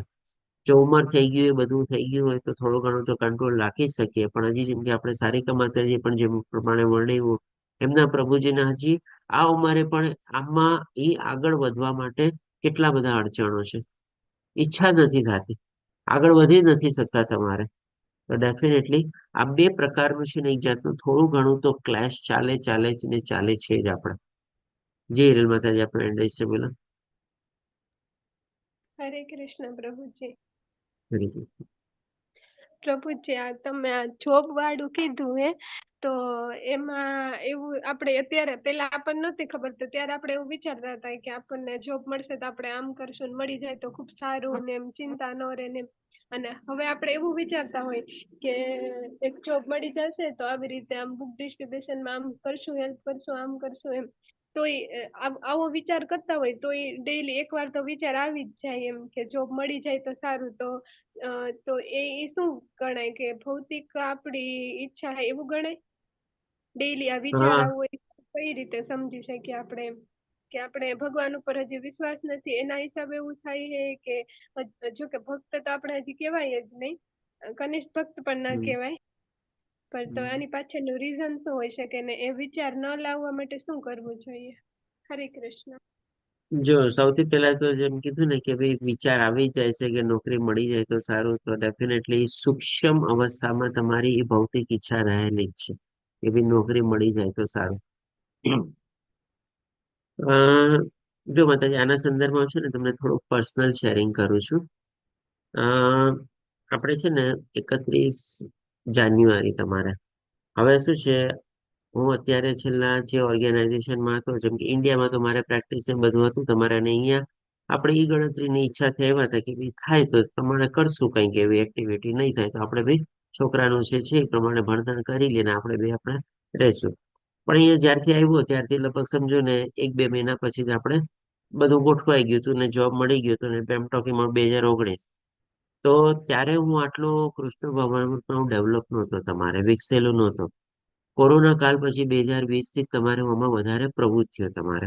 અને જ્યારે મેં પહેલી વાર લેવલ 1 કમ્પ્લીટ કર્યું હતું નમાની સદાસ પ્રભુજીના ક્લાસ બધું એટેન્ડ કરીને, ડેફિનેટલી ભગવદ્ ગીતા વાંચેલી હતી, નાનપણથી થોડા ઘણા સંસ્કાર હતા, મમ્મીએ આપણને બધું કીધું હતું, ઘરમાં આપણે ઠાકોરજીની સેવા હતી, બધું કે ને કે સેવા કરતા, ભોગ ધરાવતા, બધું કરતા, બધું એમ રૂટીન પ્રમાણે ચાલતું. પણ એમાં કોઈ એકચ્યુઅલ આમ 100% રીતે પ્રવૃત્ત થઈને નહીં કે ભાઈ ના ભાઈ મારે બી આ કરવું છે ને આમ. ક્યારેક મમ્મી કોઈક સંજોગ પ્રમાણે ન કરી શકતા તો મને કહેતા કે ભાઈ ચાલ તું કરી લે, તો હું કરી બી લેતો તમારે. એટલે કે ને કે ભાઈ આમ ચાલતું એ પ્રમાણે ચાલતું તમારે, પણ એવો કોઈ ભાવ, એવો કોઈ પ્રેમ અથવા તો એવી કોઈ પોતાની ઈચ્છા વિકસેલી નહોતી. અને અહીંયા આવ્યા પછી 2020 થી પ્રમાણે જયારે થોડું ઘણું આમાં જોઈન કર્યું ને બધું થયું ત્યારે એમાં પ્રવૃત્ત થયા. અને જો ભગવાનની કૃપા હતી, મારી જે પત્ની મને મળી તમારે, એ પણ આપણે અમારા ઈ જ પરિવારમાં ઈ જ માર્ગમાં ને એમાં આપણે ચાલેલી હતી, તો એને પણ આપણે ઘરમાં સેવા ને બધું કન્ટિન્યુ રાખેલી છે. અહીંયા ઇવન મારા ઘરમાં આપણે મમ્મીજી 2 લાલા હતા, એક લાલા પણ અહીંયા અમે લઈ આવ્યા હતા. જે દિવસે અહીંયા કેનેડામાં પગ મૂક્યો બીજા દિવસે અમે પણ અહીંયા સેવા ને બધું શરૂ કરી દીધું હતું. અને એ કરતી હતી જેમ ત્યારે હું મમ્મીને ક્યારેક સાથ આપતો તો અહીંયા ક્યારેક હું પત્નીને પણ સાથ આપતો. પણ આમ શું બધું ચાલતું એટલે ચાલતું, બધું કરતા એટલે બધું કરતા તમારે, પણ કોઈ ભાવ નહીં. તો એ પ્રમાણે માની લો 2019 થી પ્રમાણે ભગવાનની કૃપાથી જોબ લાગી ગયો અને બધું થઈ ગયું. થોડો ઘણો રજોગુણ જ એક્ટિવ હતો વધારે ત્યારે. તો 2025 એટલે કે 6 વર્ષ સુધી એકની એક જગ્યાએ હું આપણે જોબ કરતો. હવે 2020 પછી તરત જયારે લાગુ એપ્લાય થયું ને ત્યારે મારી પાસે જે પ્રમાણે ક્વોલિફિકેશન એક્સપિરિયન્સ હતું, મને ઘણા લોકોએ કીધું કે તમે બીજી જગ્યાએ એપ્લાય કરો ને, આ પોઝિશન જો ખાલી બી છે તમારા એકદમ સુટેબલ છે થઈ જશે. પણ ત્યારે પછી મને થતું કે શું કામ એપ્લાય કરું, મને શું જરૂર છે, ચાલે છે બરાબર છે, મારે કઈ એટલી જરૂર નથી, મને કોઈ એટલી ઈચ્છા નથી. કારણ કે ત્યારે જેમ જેમ જ્ઞાન મેળવ્યું ને આ બધી આસ્તે આસ્તે થોડી ઘણી આપણે કે ને વિરક્તિ કેળવાઈ ગઈ. એટલે મેં કર્યું નહીં, છોડી દીધું તમારે. હવે 2025માં શું થયું, ગવર્મેન્ટની બધી થોડી ઘણી પોલિસી ને બધું ચેન્જ થયું અને હું મારો જે ફાઇનાન્સમાં ને એમાં હતું તમારે એઝ અ બજેટ ઓફિસર તરીકે, તો કંઈક તમારે એમાં ગવર્મેન્ટ તરફથી બજેટની કટોતી ને બધું થયું ને હું એનજીઓમાં હતો તમારે. મને કીધું કે ભાઈ હવે તો બજેટ છે નહીં, આપણે ફાઇનાન્સ જ નથી, આપણા બધા આટલા પ્રોગ્રામ નામ બંધ થવાના બધું છે કે ભાઈ તમારી હવે નથી. મેં કીધું ચાલો ઓકે. એટલે 31 જાન્યુઆરી મને કીધું કે ભાઈ ચાલો કમ્પ્લીટ તમારો જોબ. મેં કીધું ભાઈ ચાલો બહુ સારું છે, આરામથી હવે ઘરે બેસીને આપણે ભગવાનની ભક્તિ કરશું તમારે. એટલે મેં એ ભાવ લઈ લીધો અને હું ઘરે બેસી ગયો તમારે. અને ફેબ્રુઆરી મહિનાથી છે ને ટેક્સ સિઝન ને બધું અહીંયા મારે શરૂ થાય, કારણ કે જાન્યુઆરી ટુ ડિસેમ્બર કમ્પ્લીટ હોય. એટલે પછી 2-4 જણાને કોક લોકોને ખબર પડી કે ભાઈ તમે હવે અત્યારે જોબ છોડી દીધો છે ને તમે ઘરે છો. તો પછી મને છે ને સામેથી લોકો કીધું કે તમે પહેલા તો તમારે ટાઈમ નહોતો, તો તમે મારું આ બધું એકાઉન્ટ ઇન્કમ ટેક્સ બધું તમે નહોતા સંભાળતા, તો હવે તમારી પાસે ટાઈમ હોય તો મને તમે હેલ્પ કરી દો. એટલે ભાઈ ઠીક છે, ચાલ કરી દઉં છું. હવે ટાઈમ હતો થોડોક, એ પ્રમાણે મેં કીધું ચાલ એટલીસ્ટ થોડું ઘણું ભક્તિમાં ટાઈમ ડિવોટ કર્યો વધારે, અને થોડું ઘણું જે મારા ત્યાંથી 6 કલાક જેવો ટાઈમ બચતો તમારે, તો એ પ્રમાણે પછી આ એક્ટિવિટી એ બીજે જ દિવસે, જેને કે ને કે ભાઈ મેં કઈ કીધું નથી, કઈ ખબર નથી, પણ જેમ કે આપણે ઘણા બધા આપણા ઇન્ડિયન્સ હતા અને ઇવન ગુજરાતી બી હતા, એ લોકોને ખબર પડેલી પ્રમાણે આવી રીતે એકબીજાના સામેથી ફોન આવ્યા ને બધું કર્યું તમારે. તો એ પ્રમાણે હું એક્ટિવલી લાગેલો હતો. હવે અચાનક તમે માનશો, ગયા અઠવાડિયે શું થયું કે એક બીજી એનજીઓ છે તમારે, કે એ એનજીઓમાં પણ આપણે ગુજરાતી લેડી ત્યાં ફાઇનાન્સ મેનેજર તરીકે જોબ કરે છે. એટલે કે મારી અત્યારે જે લેવલમાં મેં છોડ્યું ને એના કરતા તમારે ઓર હાયર લેવલ તમારે ઈ છે ત્યાં ઈ મૂવ કરે છે, અથવા તો એ તમારે કોઈ કારણસર છોડે છે. મેં ક્યાંય એપ્લાય બી નથી કર્યું. મને મારા સને કીધું, વાઈફે કીધું કે તમે એપ્લાય તો કરો, કે ભગવાનની ઈચ્છા હશે તો લાગી જશે. મેં કીધું ભાઈ શું કામ, એની પાછળનું કારણ શું એપ્લાય કરવાનું? પૈસા મેળવવાના? આમ જ મેં કીધું ભાઈ આપણને અત્યારે જરૂરિયાત છે, ભગવાને દીધેલું છે ને, શું કામ મારે કરવું? અને મેં કીધું સન છે, હવે તારે તારું તો ઓલમોસ્ટ થવા લાગ્યું છે, હવે તારે ખાલી 4 મહિનાની વાર છે. 4 મહિના તારું પૂરું થઈ જાય પછી અમે તો ઘર ભેગા થવાનું જ વિચારીએ છીએ. અમારો તો પ્લાનિંગ ઈ જ હતો ને. તો તોય કીધું કે ના તમે કરો. આમ મેં તો ના ભાઈ મારે કઈ નથી, એટલે મેં કોઈ નથી કર્યું એટલે. પણ ગયા અઠવાડિયે આવી રીતે બન્યું કે ઈ એનજીઓમાં ઈ પોઝિશન છોડવાની હશે, અને એને ખબર પડી કે હું આવી રીતે અત્યારે ત્યાંથી ઘરે છું ને આમ થોડું ઘણું ઘરેથી ઓપરેટ કરું છું ને બધું. તો એણે એની સીઈઓ ને વાત કરી તમારે, અને ઈ પણ પાછી ઇન્ડિયન, કે ભાઈ આવી રીતે કેતન કરીને છે તમારે, તો તમે આપણે એને જોઈએ, વાત તો કરીએ. તો મને ત્યાંથી ફોન આવ્યો કે ભાઈ તમે એકવાર મળવા તો આવો. હવે મળવા ગયો ત્યારે એ પ્રમાણે થોડો ઘણો આનો ફોર્મલ બોલાવ્યો નતો ઇન્ટરવ્યુ માટે, પણ ખાલી મળવા બોલાવ્યો, તો એ પ્રમાણે ઇન્ટરવ્યુ લઈ લીધું એ લોકોએ તમારે. અને પછી હું ઘરે આવ્યો અને 2 કલાક પછી મને કે ભાઈ તમે ફાઇનાન્સ મેનેજર તરીકે જોઈન કરો અમારા ઓર્ગેનાઇઝેશનમાં. જરૂર છે, બોલો શું કરીએ બોલો. કે ને કે ભાઈ આ બધી ભગવાનની કૃપા જ થઈ ને. મેં કીધું ભાઈ જો આમાં પણ ભગવાનની કોઈક ઈચ્છા હશે, આજે એ લોકો મારી પાસે મદદના રૂપમાં આવ્યા છે. મેં એપ્લાય બી નથી કર્યું, ઈ ફાઇનાન્સ મેનેજર ત્યાં છોડીને જવાની છે, એને જરૂર છે. અને પછી જે સીઈઓ જેને ઇન્ટરવ્યુ લીધો એ પોતે અત્યારે 68 યર્સની છે. એ કે જો ઈ નો જાત ને તો અત્યારે હું રિટાયર થઈ જાત. તો તમે જો અત્યારે જોઈન કરશો ને તો કદાચ હોઈ શકે 6 મહિનામાં હું રિટાયર થઈ જાઉં. એટલે કે આવા બધા સંજોગો સંજાણા તમારે. મેં કીધું ભાઈ ચાલો ઠીક છે, કરી લઈએ. તો આ બધું કે ને ભગવાનની કૃપા છે. એટલે તમે જો કોઈ ઈચ્છા કરશો ને તો એ તમારી સૂક્ષ્મ ઈચ્છા ભૌતિક જ ગણાઈ જશે. પણ તમે ભગવાન ઉપર છોડી દેશો ને કે ભાઈ હું જેમ રીતે પ્રવૃત્ત થાઉં છું એ થાઉં, અને ભગવાનની જે ઈચ્છા હશે મને ત્યાં ગોઠવશે, મને ત્યાં જોબ મળશે બસ તમારે. તો એ તમારી છે ને ભૌતિક ઈચ્છા નહીં ગણે. તમે ભગવાનના ભરોસે હશો ને, તો ભગવાનમાં પૂરેપૂરો આશ્રય લઈ લીધો હશે ને, તો કે છે ને કે આપણે ભગવાનની શરણાગતિને છે ને આપણે સમજી નથી શકતા ઘણી વાર. સંપૂર્ણ શુદ્ધ ભાવે 100% ભગવાનને જ ભરોસે થઈ જવાનો. મેં ભગવાનને ભરોસે છે, મારે કઈ બીજું કરવું જ નથી. જો તારી મરજી હશે તો તું કરાવીશ મને, બાકી મને મારી ભક્તિ ચાલે જ ને હું એમાં કરીશ તમારે. પછી મને જિજ્ઞેશ પ્રભુજીનો ફોન આવ્યો કે ભાઈ તમે આ ક્લાસ લઈ શકશો, આ ક્લાસ લઈ બધું. ચાલો હું લઈ શકીશ બધા. અત્યારે લેવલ 2 નો પણ કન્ટિન્યુઅસલી ચાલે જ છે તમારે. લેવલ 3 મને પહેલા મેં આ ભક્તિ રસામૃત સિંધુ લેતો જ નહીં, ખાલી ઉપદેશ ઈશોપનિષદ સુધી મારે લેવાનું હતું. પછી ઉપદેશામૃત લીધું ફેબ્રુઆરી મહિનામાં ને એમાં. અત્યારે પાછું આ કન્ટિન્યુ કર્યું, અને આ પણ કન્ટિન્યુ રાખવું જ છે તમારે. એટલે કે ભાઈ કહેવાનું તાત્પર્ય એ કે ભાઈ આપણે ભગવાન ઉપર શુદ્ધ ભાવે શરણાગતિ રહે ને તો ભગવાન આપણને જે કરાવવું એને ભગવાન કરાવી દે. જે ધર્મિષ્ઠા માતાજી આપણો એન્ડ છે, શું કહેશો આપ? હરે કૃષ્ણ ધર્મિષ્ઠા માતાજી. હરે કૃષ્ણ પ્રભુ. હું એમ કઉ છું, એક મારો સામાજિક પ્રશ્ન છે, થોડો આના હમ. માટે તમારી વાતથી અમને ઘણો બધો સપોર્ટ મળ્યો. પણ મારે 2 દીકરા છે, તો હું એની માટે શોધું છું, તો મારે કેટલો પ્રયત્ન કરવો કે ભગવાન ઉપર છોડી દઉં? જો માતાજી, તમારા 2 દીકરાની ઉંમર કેટલી? ઘણી- એક છે ને હરે કૃષ્ણ. એ હમ 31 વર્ષનો છે અને હમ બીજો 29 વર્ષ. એટલે એક ઓકે. યુએસએ છે અત્યારે. હમ હા, એ એક કામ કરીને પછી ત્યાં એમએસ કરવા ગયો છે.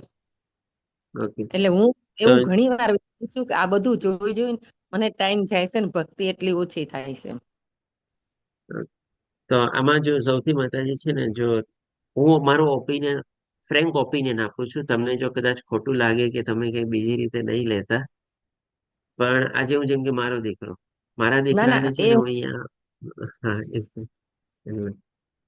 જેમ કે તમારો દીકરો કે મારો દીકરો, ચાલો મારો દીકરો, મારા દીકરાને છે ને મેં અહીંયા હું ભણાવવાના હિસાબે અમે લોકો લઈ આવ્યા અને મેં કીધું કે ભાઈ જો અમારી મા બાપ તરીકે છે ને, તારે અત્યારે તને સંસ્કાર આપ્યા, ભણાવ્યો ગણાવ્યો સારી રીતે, જે પ્રમાણે તારી લાયકાત છે, તને ઇન્ટરેસ્ટ છે, એ પ્રમાણે તું સબ્જેક્ટ ચૂઝ બધું કર.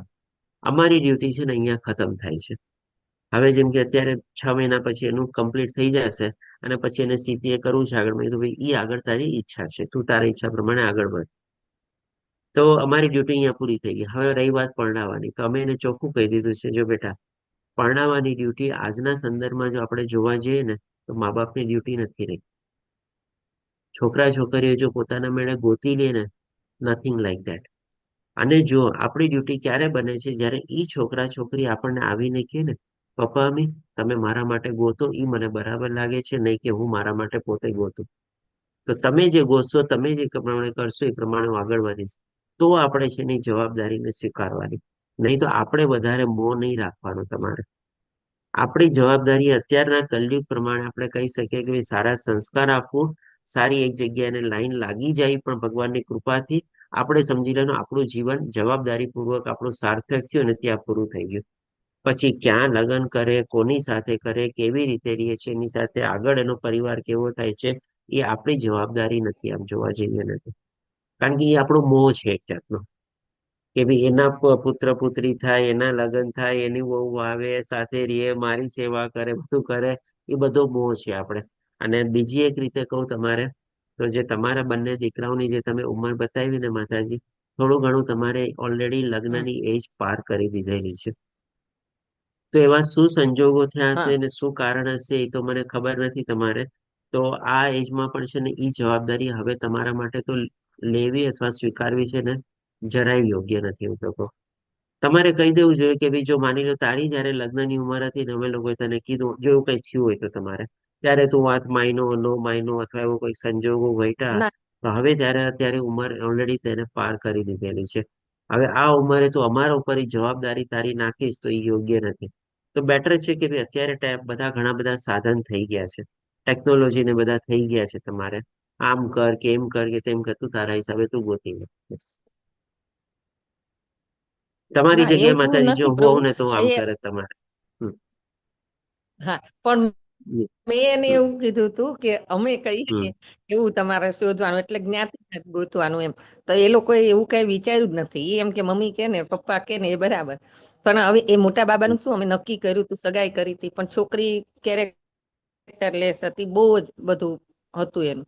તો એને હમ. સામેથી ના પાડી દીધી, કેમ કે એ બહુ રીચ માણસ હતા વધારે પડતા, એટલે છૂટછાટ હમ. વાળા હતા. પણ આપણને એમ કે હમ. સંસ્કાર સારા હોય, પણ હવે એ પણ હમ. નહોતું એમાં. તો મને એમ થયું કે મેં તારીખ લીધી બધું, પણ પછી એને એમ કીધું કે મમ્મી તું પેલા એકવાર એને કહી આવ કે આવું બધું છે એમ. પણ હમ. ભગવાનને જગન્નાથજીને કરવું ને તો એમણે સામેથી ના પાડી દીધી કે બરાબર. અમારે નથી રાખવું, કેમ કે હમ. સંસાર ચલાવવો તો, અને પેલા હમ. છોકરાઓ બીજા બધા 12 ના 5-6 હતા, સાથે રહેવું હતું. એટલે એવું કઈ પોસિબલ હતું નહીં. હમ. એટલે અમે થોડા થોડું લેટ થયું પછી એના એમ કરતા કરતા તો એને 2 વર્ષ થઈ ગયા. એટલે હમ. મારે શું કરવું એ તો તો જો નથી તમારે કહી એઝ અ શકું મા એમ કે બાપ હવે તમે જવાબદારી સ્વીકારો, કેમ કે જવાબદારી ના તમારે છે ને તો પછી સામેથી તમારે છે ને હાથ હેઠા મૂકી દેવાના. તમારે કહેવાનું જો બેટા અમે અમારા હિસાબે પ્રયાસ કર્યો, ભગવાનની ઈચ્છાથી થયું નહોતું તમારે, એ અલગ વાત છે. પણ હવે છે ને અમારા માટે આ ચીજ વધારે શક્ય નથી. જો એવું કંઈક થશે અને કંઈક ગોઠવાશે તો વાત બરાબર છે, પણ આના માટે સ્પેશિયલી ટાઈમ આપવો અને બધી ચીજો કરવી તમારે, it is not up to us તમારે. કારણ કે ઓલરેડી ઈ લોકોની પણ ઉંમર વહી ગઈ છે ને સાથે સાથે તમારી પણ તો ઉંમર જાય છે. અને તમને હતી જો એમાં તમે તમારે ઈ હા તમે એમાં ઈચ્છા રાખીને જો તમે આગળ વધશો ને તો દેટ મીન્સ કે તમે તમારો ભક્તિની સાથે તમે કોમ્પ્રોમાઇઝ કરો છો અને એને તમે પ્રાયોરિટી આપો છો એવું ગણાઈ જશે તમારે. એના કરતા બદલે તમે એને પ્રાયોરિટી આપવાના બદલે તમે ભગવાન ઉપર છોડી દો અને ભગવાન ઉપર ભરોસો રાખો અને એને કહો કે ભાઈ તું તારા હિસાબે તું પ્રયાસ કર. અમે તારી સાથે છીએ, અમે તારી પાછળ છીએ, પણ તું અમને આગળ કરીને તું અમારા પ્રત્યે હવે જો આ એક્સપેક્ટેશન રાખતો હોય ને તો હવે અમારા માટે આ બસની વાત નથી. કારણ કે ઓલરેડી સમય વયો ગયો છે માતાજી, બંને માટે, બંને દીકરા માટે હું કહીશ. 31 માટે સમય વયો ગયો છે ને 29 માટે સમય વયો ગયો છે. હવે તમે જો એમાં ઘણું માટે લેટ તમે થઈ પ્રયાસ કરશો, ઘણું લેટ થઈ ગયું છે તમારે. તો હવે માતાજી ગયું. આના માટે જો તમે ટાઈમ આપશો ને તો એ તમારી ભૌતિક ઈચ્છા ગણાશે અને 100% તમે તમારી ભક્તિ સાથે કોમ્પ્રોમાઇઝ કરીને એમાં તમે આગળ વધશો. અને પછી ગેરંટી નથી સફળતા મળશે કે નહીં મળે.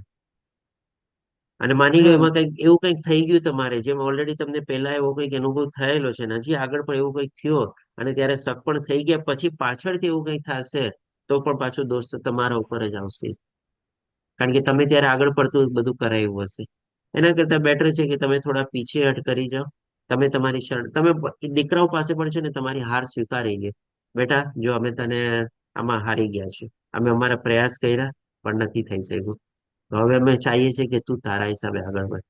બસ તમારી બરાબર. જગ્યાએ હું હોઉં તો હું આ ચીજ કરે. હું જો ખોટો લાગતો હોઉં માતાજી તો મને ક્ષમા કરજો. પ્રભુ પણ કોઈનું માર્ગદર્શન મેળવવું જરૂરી હતું એટલે મેં તમને પૂછ્યું. હા કેમ કે એટલે અમે તું મેં તમે મારા કીધું હિસાબે મેં તમને જવાબ આપ્યો. તમારે કઈ ખોટું નથી કીધું, પણ મારા મિસ્ટરે એવું જ કીધું કે તું એકવાર એમ કહી દે કે હું આનાથી વધારે નથી કઈ કરી શકું, તું તારી રીતે બસ કરી લે. કરી લે. પણ એવું મેં તો કોલેજમાં જ ના કહી દઈએ, પણ હવે શું કે છોકરાઓને તકલીફ છે ને. કોલેજ કરતા હોય સ્ટડી કરતા હોય ત્યારે જ આપણે કહી દઈએ કે ભાઈ તમે ગોતી લો, પણ હવે મેં તો અત્યારથી જ કહી એવું દીધું મુશ્કેલ તમારે છે મારા માટે એમ. જો કેવું મુશ્કેલ છે એ તમારો મોહ છે, એ તમારો મોહ છે બસ. મેં તો અત્યારથી જ મારા છોકરાને કહી દીધું બેટા તારે તારું ગોતવું હોય ગોતી લેજે, મને એના માટે તું કરતો નહીં. હા તું કહીશ તો કદાચ મારથી જે થતું હશે હું કરીશ, પણ એના માટે હું એક્સ્ટ્રા ટાઈમ નહીં આપું તારે કે તારું જઈને ગોતવા માટે હું 2-4 જણને કહીશ ને આમ કરીશ ને તેમ કરીશ, એ બધું મારી જવાબદારી નથી. એટલે મને પરણાવી એમ દે. જ થાય ટાઈમ વધારે જાય છે અને મને ભક્તિમાં જે અમારે સેવા કરવી ને એટલી નહીં થતી પૂરેપૂરી. તો એ તમારો જો મોહ છે એ તમારે મોહ પર કાબુ મેળવવો પડશે. ઇવન હું તો કઉ છું કે ઘણી વાર છે ને એવું બી થશે તમે બળજબરીથી તમે ભક્તિમાં મન લગાડશો પણ તમારું ઈચ્છા અને મન જો ત્યાં જ લાગેલું હશે તો એ પણ કોઈ તમને ફાયદો નહીં કરે.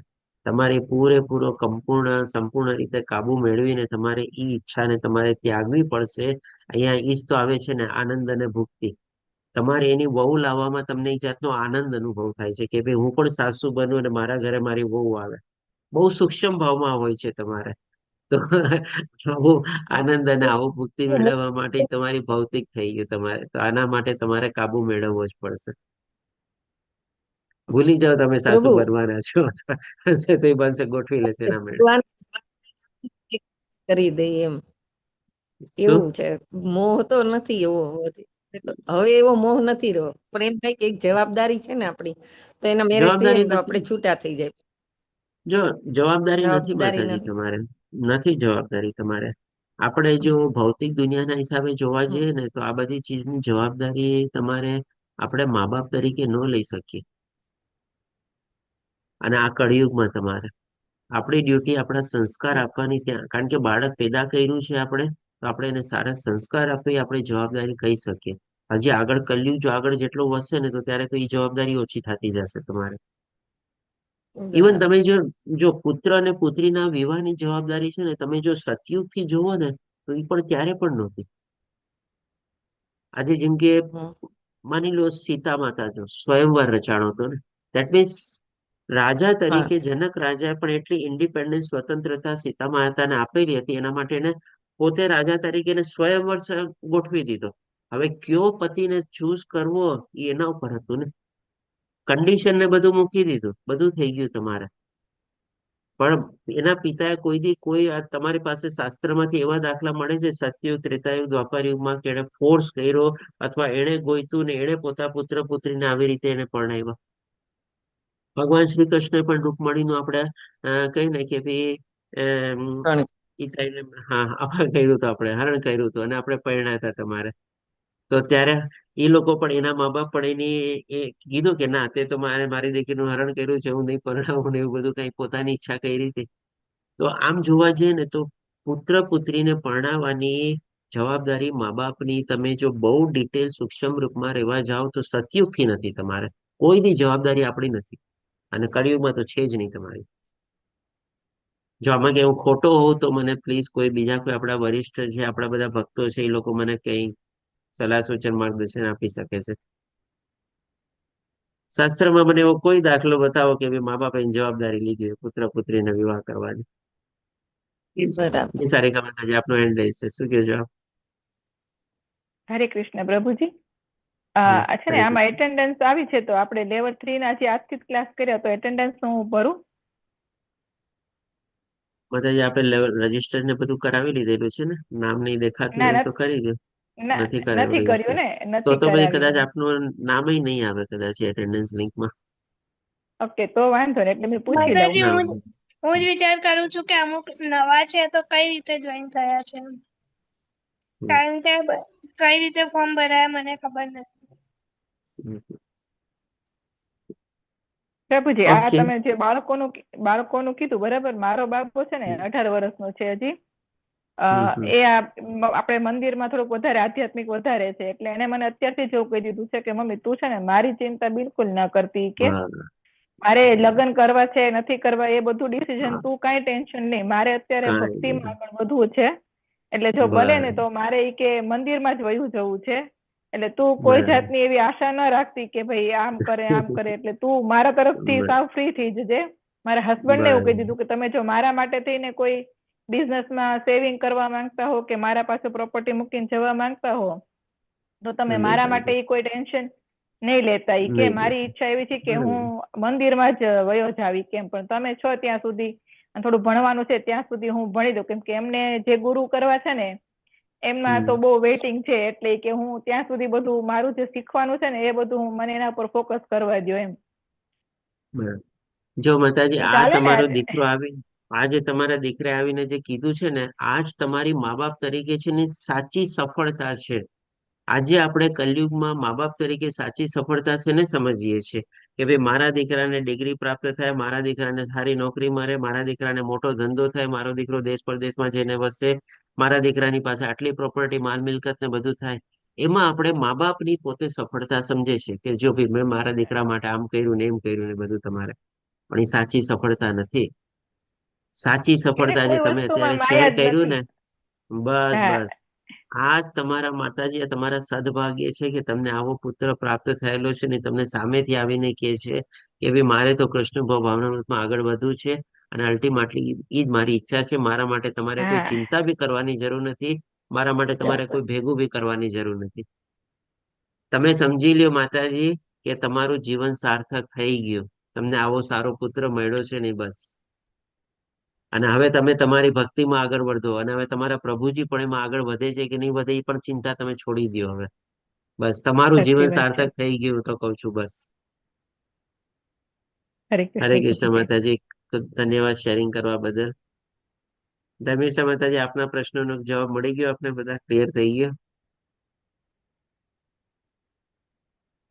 હરે હા, કૃષ્ણ ધર્મિષ્ઠા મળી માતાજી. ગયું. ધન્યવાદ ઓકે પ્રભુ, તમે ઓકે જે ઓકે સત્સંગ કરીએ. હા, ઓકે. હરે કૃષ્ણ, હરે કૃપા. ચાલો ખૂબ ખૂબ ઓકે, સારી બહુ ચર્ચા થઈ, સારું હરે એવું કૃષ્ણ. ડિબેટ બી થયું. અને આપણી સાથે હજી બીજા કોઈ વરિષ્ઠ છે, બધાના સંતાનો બધું હશે જ તમારે છે, હરિપ્રભુજી છે, મીરા માતાજી છે, તપ્ત ખંચન માતાજી છે, શોભના માતાજી, શશી માતાજી. જો આમાં ક્યાંય હું રોંગ હોઉં તો પ્લીઝ મને તમે માર્ગદર્શન આપજો, અથવા તો મારી સાચી દોરવણી કરજો, અથવા તો જે મારું મંતવ્ય છે, અથવા તો જે મારી ઈચ્છા છે, તમારે એને જે પ્રમાણે ધારણા અને જે પ્રમાણે હું પ્રમાણે આગળ વધી રહ્યો છું, ક્યાંય મારી ભૂલ થતી હોય તો પ્લીઝ મને પણ માર્ગદર્શન કરજો. ના પ્રભુજી, તો તમે ખૂબ definitely. સરસ માર્ગદર્શન કરો છો. તમારું માર્ગદર્શન મને તો બહુ જ ગમે છે કે ના, બહુ સરસ તમારું માર્ગદર્શન ને સાચું હોય છે. ખૂબ ખૂબ આભાર તમારો. હરી કૃપા માતાજી, હરી કૃપા. ઓકે, ઇવન મેં મારું પર્સનલ શેરિંગ બી તમને કીધું તમારે કે ભાઈ, કારણ કે જો આપણે આચરણ કરેલું હોય ને એ જ આપણે બીજાને કહી શકીએ. વગર આચરણનું આચરણ બીજું હોય ને આપણે કહેવાના શબ્દો બીજા હોય, આપણે એક જાતનું ફાલ્ગુ છે આપણે. તો ડેફિનેટલી આપણે આવા પ્રકારની ઈચ્છાઓ સૂક્ષ્મ અવસ્થામાં હોય કે બી સ્થૂળ અવસ્થામાં હોય, ગમે તે રીતે મુક્તિ અને આનંદ બંનેની આપણે જો એમાંથી પરે થઈએ તો જ આપણે ભગવાન પ્રત્યે એવો પ્રેમ અને ભાવ અથવા તો શુદ્ધ ભક્તિ વિકસિત કરી શકીએ છીએ. હવે છેલ્લો પોઈન્ટ છે આના સંદર્ભમાં કે ભાઈ આપણી સ્થિતિ શું છે, આપણે પારખવાની છે અને એના માટે આપણે કરવાનું અથવા તો શું જરૂરી છે આપણે જોવાનું છે. તો સૌથી પહેલા જેમ કે આપણે વૈદિક સાધના ભક્તિમાં અત્યારે આપણે શરૂઆત કરવા માટે આગળ વધવા માટે શું છે, એમાં પણ આપણને ભક્તોની જો દયા મળી જાય તો આપણે એમાં સરસ રીતે આગળ વધી શકીએ છીએ. અને એ જ વૈદિક અથવા સાધના ભક્તિમાં પ્રગતિ કરવા માટે આપણે જ્ઞાનનો સહારો તો લેવો જ પડશે. શાસ્ત્રમાં વિશ્વાસ અને દ્રઢ શ્રદ્ધા રાખીને એને આપણે ગ્રહણ કરીને આપણે આગળ વધવા માટે આપણે પરિપક્વતા આપણે કેળવવી જ પડશે. એટલા જ માટે આપણે અત્યારે લેવલ 2, લેવલ 3 ને બધા આપણે આગળ વધીએ છીએ. અને આને કન્ટિન્યુટી રાખવા માટે અથવા તો આનો અભ્યાસ કરવા માટે અથવા તો આપણે એને રેગ્યુલરલી આપણે ફોલો કરવા માટે આપણે શારીરિક ખ્યાલથી મુક્તિ એટલે કે બી આપણો આત્મભાવ આપણે વધારે કેળવવો પડશે અને દેહાત્મ ભાવ જે છે આપણે સંપૂર્ણ છોડવો પડશે. અને એ દેહાત્મ ભાવમાં છે ને આપણી બધી આવી સૂક્ષ્મ ઈચ્છાઓ બી આવી ગઈ કે બી પણ દીકરા દીકરીને પરણાવો, વહુ લાવો, આમ કરો તેમ કરો. ઇવન કે ને કે ભાઈ આજે જેમ કે સારિકા માતાજીની પણ ઈચ્છા છે ને કે મારા પ્રભુજી શું કામ ભક્તિમાં પ્રવૃત્ત નથી થતા, એ ઈચ્છા પણ છોડી દેવાની, તમારે ભગવાન ઉપર છોડી દેવાનું, પ્રયાસો કરવાના, પછી ભગવાન પ્રાર્થના કરવાની, બસ ભગવાન આગળ વધારે. એટલે કે આવી બધી ઈચ્છાઓ છોડી દેવી અને આ સંદર્ભમાં ભુક્તિ અને મુક્તિને પણ આપણે છોડી દેવાની છે. તો અહીંયા આપણું ત્રીજું ચેપ્ટર કમ્પ્લીટ થાય છે. અને હવે આપણે ચોથું ચેપ્ટર આપણે આગળ વધીએ. ચોથું ચેપ્ટરનું નામ છે આપણે ભક્તિ યોગ સર્વ પ્રકારની મુક્તિથી શ્રેષ્ઠ છે. એટલે કે ભૌતિક દુનિયાની બધી ઈચ્છાઓ અને ભોગવવાની અને એને તો આપણે પરે કરી જ ગયા છે એમ સમજવાનું છે. આપણે નથી કરી ગયા તો થોડું ઘણું આપણે ધારણા લઈ લઈએ, કારણ કે અત્યારે આપણે અભ્યાસમાં આપણે આગળ વધી રહ્યા છે. પણ હવે જે મુક્તિની પણ જે 5 પ્રકારની મુક્તિ છે ને, એ 5 પ્રકારની મુક્તિમાં પણ છે ને ભગવાનની શુદ્ધ અને પ્રેમમય ભક્તિના ભક્તો લોકોને એ પણ ઇન્ટરેસ્ટ હોતો નથી. એમાં જેમ કે આપણે પેલું આવે છે સાયુજ્ય ભક્તિ, એટલે કે ભગવાન સાથે એકાકાર, ભગવાન સાથે એકરૂપ અથવા તો ભગવાનમાં વિલીન થઈ જવું, ભગવાનમાં સમાઈ જવું. એ જે આપણે કહીએ ને કે લોકો અષ્ટાંગ યોગ અને ધ્યાન યોગ કરીને પ્રાપ્ત કરવા માંગે છે, એ લોકો આવી સાયુજ્ય પ્રકારની મુક્તિ એ લોકો મેળવવા માંગે છે. અને જે ભગવાનની સાકાર રૂપમાં ભક્તિ પ્રાપ્ત કરે છે એના માટે આ 4 પ્રકારની સાકાર રૂપમાં ભક્તિ એ લોકો કે ભગવાનના લોકમાં જઈને રહેવું છે, મારે ગોલકધામમાં રહેવું છે, વૈકુંઠ લોકમાં મારે રહેવું છે આપણે, તો એ પણ એક જાતની ઈચ્છા જ છે. જો અલ્ટિમેટલી આપણા જીવનનો ઉદ્દેશ ઈ જ છે અથવા તો આપણો ગોલ ઈ જ છે, પણ એ ગોલ માટે શું છે, આપણે ઈચ્છા નથી કેળવવાની. આપણે કહી શકીએ આપણી પ્રાથમિક ઈચ્છા અથવા તો શું છે કે ભગવાનની શુદ્ધ ભક્તિ અને પ્રેમમય ભક્તિ જો આપણે પ્રાપ્ત કરી લઈએ ને, તો આ બધી ચીજોની છે ને ભગવાન ઓટોમેટિકલી ટેક કેર કરી લે છે. આપણે એના માટે પ્રવૃત્ત થવાની જરૂર નથી. અને આપણે આગળના બધા આમાં છે ને શ્લોકોના બધા સોરી શાસ્ત્રોના બધા સંદર્ભો લેશું કે શાસ્ત્રોમાં અલગ અલગ જગ્યાએ છે ને ભગવાને પોતે કીધેલું છે કે મારા ભક્તોને આ બધી પ્રકારની મુક્તિમાં પણ કોઈ ઇન્ટરેસ્ટ જ નથી. આપણે અને સારું કે એટલે કે ભગવાન જેવું રૂપ મેળવવું, ભગવાન જેવો દેખાવ મેળવવો, સારશિષ્ટ એટલે કે ભગવાન જેવા ઐશ્વર્ય મેળવવા, અને સામીપ્ય એટલે કે ભગવાનના સંપર્કમાં અથવા તો ભગવાનના પાર્ષદ બનીને રહેવું, ભગવાનની અંગત સેવામાં રહેવું. તો જે લોકો શુદ્ધ ભક્ત હોય છે, તમારે શુદ્ધ ભક્તિ સેવા કરવા લાયક લોકો ભુક્તિ અને મુક્તિને નકારી કાઢે છે. મુક્તિ એટલે કે ભાઈ આ 5 પ્રકારની મુક્તિ પણ નકારી કાઢે છે, અને ભુક્તિ તો ઓલરેડી લોકો ભૂલી જ ગયા હોય છે તમારે.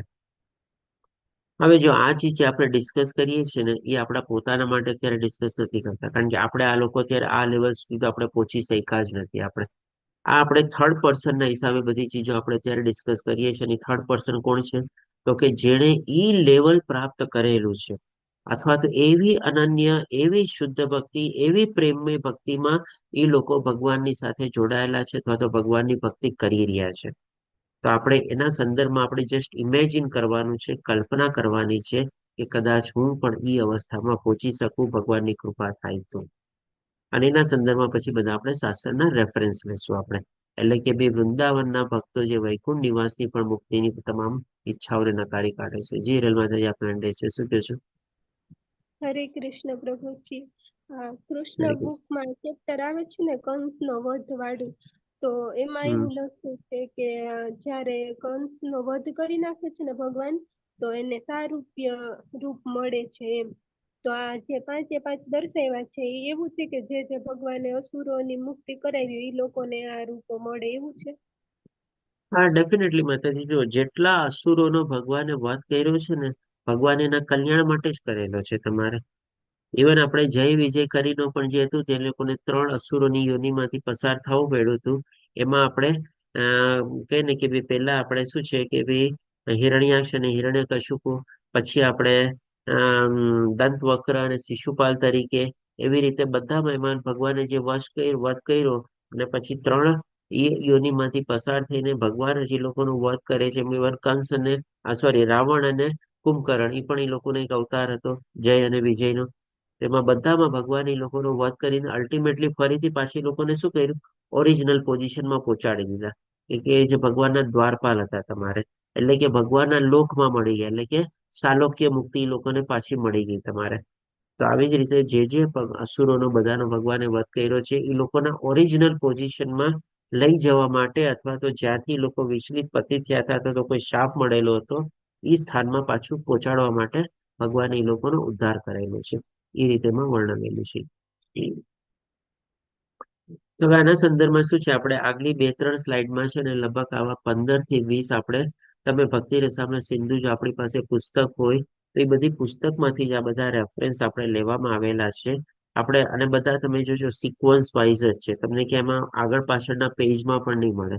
તમે જેમ કે અત્યારે ફોલો કરો તો આપણે ચોથો ચેપ્ટર શરૂ થાય છે.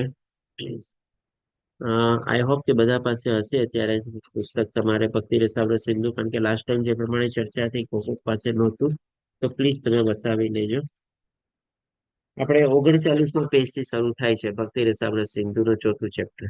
તો એમાં તમે જોજો સિક્વન્સ વાઇઝ તમે જાજો, જેમ કે પહેલા પેજમાં જ અહીંયા પહેલું આપણે શું લીધેલું છે 4.20.24, અને આ ચીજ મેં ઓલરેડી પહેલા સમજાવેલી હતી કે જ્યાં 3 આવી રીતે રેફરન્સ આવે એ આપણે ભાગવતમનો છે અને 2 રેફરન્સ આવે તે આપણે ભગવદ્ ગીતાનો છે. તો અહીંયા 4.20.24 ના સંદર્ભમાં આપણે શું સમજવાનું છે કે ભાઈ ચોથા સ્કંદનો 20મો અધ્યાયનો 24મો શ્લોક. અને પહેલા પેજમાં ત્રીજી લાઈનમાં તમે જોજો એમાં આપણે છે 39માં પેજથી જે આપણે શરૂ થાય છે. તો તમે એક એક અંડરલાઈન કરતા જાઓ અને બધા તમે વાંચતા જાઓ તો એ જ ચીજ આપણે બધી વર્ણવેલી છે કે આવા બધા જે ભગવાનના ભક્તો છે તમારે એ લોકો ભગવાનની આવી કોઈ મુક્તિ અને ભુક્તિની ઈચ્છા રાખતા નથી અને કેવળ ભગવાનની શુદ્ધ ભક્તિમાં, ભગવાનની પ્રેમમય ભક્તિમાં, ભગવાનની અનન્ય ભક્તિમાં, ભગવાનની સેવા કરવામાં જે લોકોને ઇન્ટરેસ્ટ છે. એટલે કે જસ્ટ આપણે બધું ગો થ્રુ કરી જઈએ આપણે. જો કોઈને આમાં કોઈ ડાઉટ કે કઈ કન્ફ્યુઝન હોય તો પોતે પૂછી શકે છે. તો જેમ કે સૌથી પહેલા આપણે અહીંયા પૃથુ મહારાજ છે. હરે કૃષ્ણ. કોઈ કઈ કહેતું હતું વચ્ચે બોલ્યું કઈ? કેમ કે પૃથુ મહારાજ શું ભગવાનને પ્રાર્થના કરે છે. પૃથુ મહારાજની પણ બહુ સરસ મજાની ભાગવતમાં સ્તુતિ છે અને આમાં ઘણી બધી સ્તુતિઓની પણ આપણે આવશે. ટોટલ આખા ભાગવતમના 12 સ્કંદોમાં 25 પ્રકારની અલગ અલગ લોકોની બધી ભગવાનના ભક્તોની શુદ્ધ સ્તુતિ છે. આપણે એમાં અર્જુન છે, કુંતી મહારાજ છે, પૃથ્વી મહારાજ છે, પછી આપણે વેદ મૂર્તિ ભગવાન તરીકે છે, ભીષ્મ પિતામહની છે, ઘણા લોકોની બધી સ્તુતિ છે આપણે. તો અહીંયા પૃથુ મહારાજ જયારે સ્તુતિ કરે છે ત્યારે પણ ભગવાનને એ જ કહે છે કે મને આવા હજારો કાન અને હજારો આંખો આપો કે જેથી કરીને હું આપના ગુણગાન ગાઉં, આપના દર્શન કરું અને આપના કીર્તન સાંભળું અને આપની કથાઓ સાંભળું. બાકી મને કોઈ ચીજમાં ઇન્ટરેસ્ટ નથી. આ જે અહીંયા જો ફોટો પણ છે ને બધા એ પ્રમાણે લગાવેલા છે. આ જે છે ને આ પૃથુ મહારાજ છે અને આ ભગવાન શ્રી કૃષ્ણ છે. અને આ કોણ છે તો કે આ ઇન્દ્ર છે.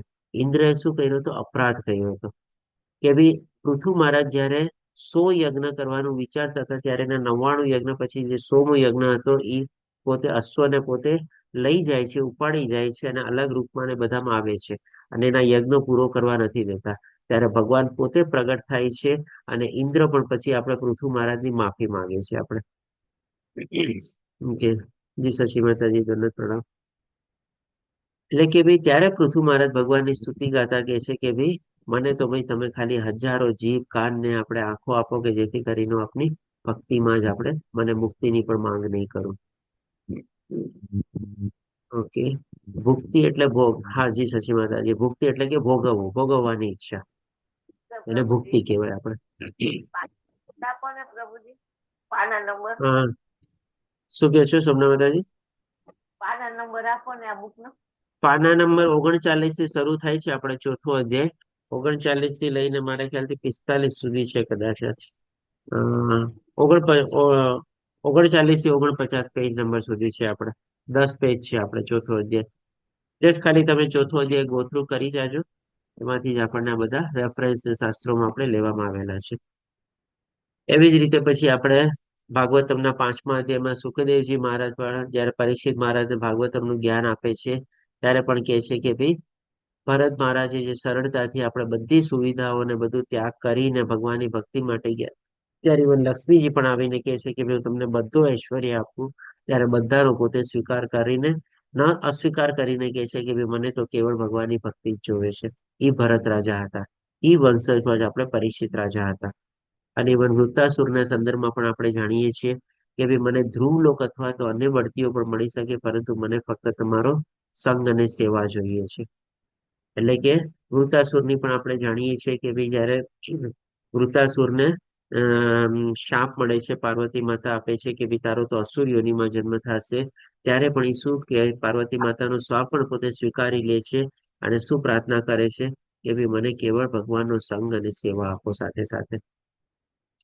પછી એવી રીતે ઇન્દ્ર પણ માતા આદિત્યને પ્રાર્થના કરતા કહે છે કે ભાઈ ભૌતિક ઈચ્છાઓને નકારી કાઢનારા અને પ્રભુની સેવા કરનારા ભક્તો જ વાસ્તવમાં પોતાનો સ્વાર્થ શેમાં છે તે સારી રીતે જાણે છે. એકચ્યુઅલી ભગવાનના જે પણ ભક્તો હોય છે, તમારા શુદ્ધ ભક્તો, અનન્ય ભક્તો, એ પોતાનો સ્વાર્થ, તમે કહેશો ભાઈ એ લોકોને પણ શેનો સ્વાર્થ? આ જે સ્વાર્થની વાત છે, આધ્યાત્મિક સ્વાર્થની વાત છે. અને આપણા આત્માના કલ્યાણ માટે એ આપણો સ્વાર્થ કહેવાય. આપણા સ્વનો અર્થ ગોતવો. તો સ્વનો અર્થ શેમાં શું છે? તો કે ભગવાન આપણે નિત્ય દાસ છીએ અને ભગવાનની આપણને જો દાસત્વ અથવા તો ભગવાનની સેવા મળી જાય, એમાં જ આપણું કલ્યાણ છે. કારણ કે બાકી બધી ચીજો પછી ભગવાન પોતે ટેક કેર કરે છે. ભગવાન એને દિવ્ય રક્ષણ આપે છે, ભગવાન એની જરૂરિયાત પૂરું પાડે છે, ભગવાન એની પાસે જે છે એનું રક્ષણ પૂરું પાડે છે. તો ભગવાનના દાસ તરીકે નિત્ય સેવા કરવી, એમાં જ આપણો સ્વાર્થ છે, એમાં જ આપણું કલ્યાણ છે. એ જ અહીંયા ઇન્દ્ર પણ એની માતા અદિતિને કહે છે.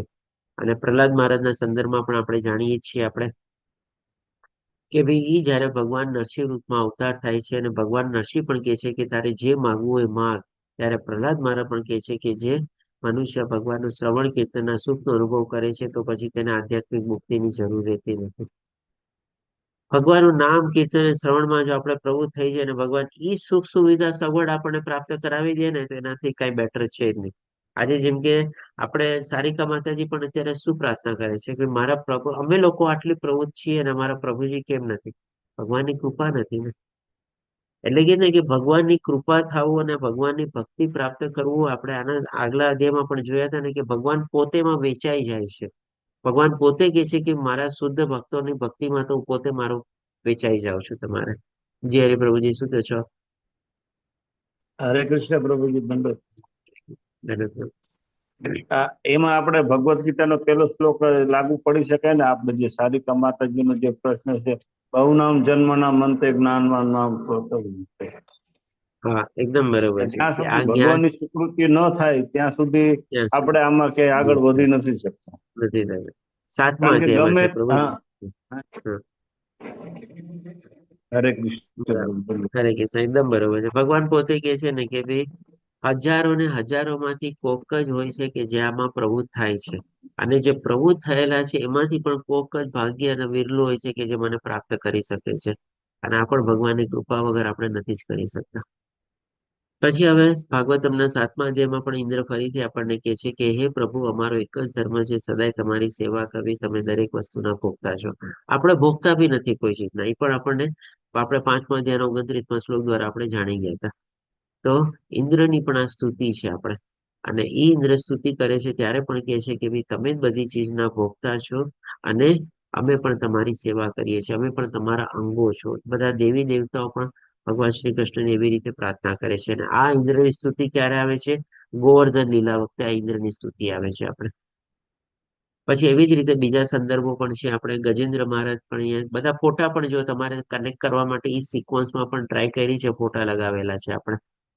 અહીંયા ગજેન્દ્ર મહારાજ પણ જયારે ભગવાનની સ્તુતિ કરે છે, ગજેન્દ્ર મોક્ષ પણ આપણે જાણીએ છીએ, એની કથા ને બધું પણ આપણે, ત્યારે શું કે છે કે ભાઈ હું કૃપા માંગુ છું, જાણું છું. કારણ કે ગજેન્દ્ર ત્યારે પોતે અર્થાર્થી તરીકે એટલે પોતાની પીડામાંથી મોક્ષ મેળવવા માટે ભગવાન પાસે પ્રાર્થના કરે છે અને ભગવાનને ફૂલ અર્પિત કરે છે.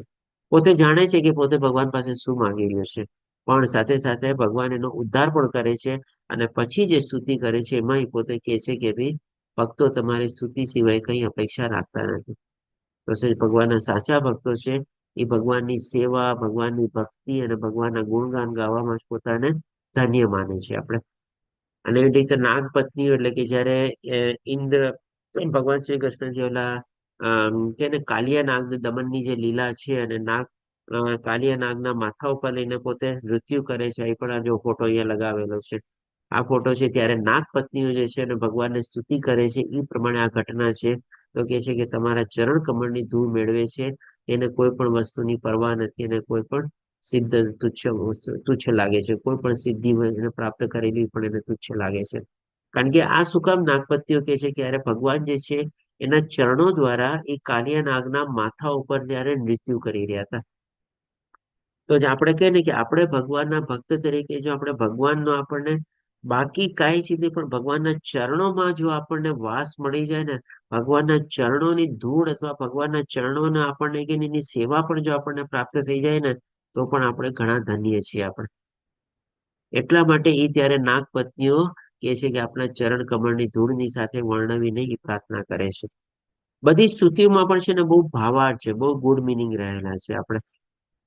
એટલા માટે જો આપણે ખાલી આ ભક્તિ રસામૃત સિંધુ વાંચીએ છીએ, પણ ડેફિનેટલી જો તમે બધા ભાગવતમના પણ બધા સ્કંદો વાંચો ને અને એને પણ સમજવાની કોશિશ કરશો ને, તો પણ ઘણું બધું આપણને ભગવાન પ્રત્યેની આપણી ભક્તિભાવ છે ને આપણને કેળવવામાં મદદ થશે. અને આ મૂર્તિમાન વેદરૂપ એટલે કે ભાઈ જે આ વેદ ભગવાન જે આપણે કહીએ છીએ ને, એનું પણ આ સ્તુતિ છે. આપણે 10મા અધ્યાયમાં બહુ મોટી આપણે કહે ને કે 10મો અને 11મા અધ્યાયમાં તો આ બધી ઘણી બધી સ્તુતિઓ અને બધું આપણે સરસ રીતે બહુ લાંબા ચેપ્ટર્સ છે આપણા. વેદ મૂર્તિ ભગવાન જે સ્તુતિ કરે છે ને, ત્યારે એક એક શ્લોકના ભાવાર્થના સંદર્ભમાં પ્રભુપાદજીએ 5-5, 6-6 પેજના આપણા રેફરન્સ આપેલા છે બધી ચીજો. ત્યારે પણ એ કહે છે કે ભાઈ તમારા ભક્તોએ તમામ સુખ સુવિધાઓ અસ્વીકાર કર્યા છે અને સંપૂર્ણ રીતે ભક્તિમય સેવામાં ભળી ગયા છે અને મુક્તિની કામના પણ કરતા નથી. આ કોણ કે છે? તો કે ભાઈ વેદ મૂર્તિ જે ભગવાનના મુખમાંથી વેદ રૂપે નીકળેલા છે ને, એ ભગવાનની સ્તુતિ કરે છે. એ આવી રીતે આમ કે છે. અને જયારે આપણે 11મા અધ્યાયમાં ભગવાન જયારે પોતાની લીલા આટોપી લેવાના હતા અને ઉદ્ધવને જયારે જ્ઞાન આપે છે, જેને આપણે ઉદ્ધવ ગીતા તરીકે પણ ક્યારેક આપણે કહીએ છીએ. જેમ અર્જુનને ભગવાને ભગવદ ગીતા આપી, એવી રીતે ઉદ્ધવ જયારે પોતાની લીલા આટોપવાના સમયે ભગવાન ઉદ્ધવને પણ જ્ઞાન આપે છે, જેને આપણે ઉદ્ધવ ગીતા તરીકે કહીએ છીએ. ત્યારે ભગવાન પોતે કહે છે કે મારા ભક્તો 4 પ્રકારની આધ્યાત્મિક ઐશ્વર્યને પણ સ્વીકારતા નથી. કારણ કે ઉદ્ધવના ત્યારે પણ પ્રશ્નો આવે છે, અને પ્રશ્નોના સંદર્ભમાં ભગવાન શ્રી કૃષ્ણ પોતે કહે છે કે મારા જે શુદ્ધ અનન્ય ભક્તો જે છે, મારા પ્રેમમય ભક્તિમાં જે લોકો પ્રવૃત્ત થયેલા છે, એને હું 4 પ્રકારની, કારણ કે 4 પ્રકારની કોને એપ્લાય થાય છે? જે ભગવાનની સાકાર રૂપમાં ભક્તિ કરતા હોય નહીં. સાયુજ્ય જે છે એ જે ભગવાનની નિરાકાર રૂપમાં ભક્તિ કરતા હોય એને એપ્લાય થાય છે. અને સાલોક્ય, સારશિષ્ટ, સારૂપ્ય અને સામીપ્ય, આ 4 પ્રકારની જે છે એ કોણ ઈચ્છા કરતા હોય છે? કે જે ભગવાનની સાકાર રૂપમાં ભક્તિ કરતા હોય છે. કારણ કે કંઈક ને કંઈક હજી સ્વાર્થ રહેલા હોય કે ભાઈ ભગવાન જેવી મને રૂપ મળી જાય, ભગવાન જેવું ઐશ્વર્ય મળી જાય.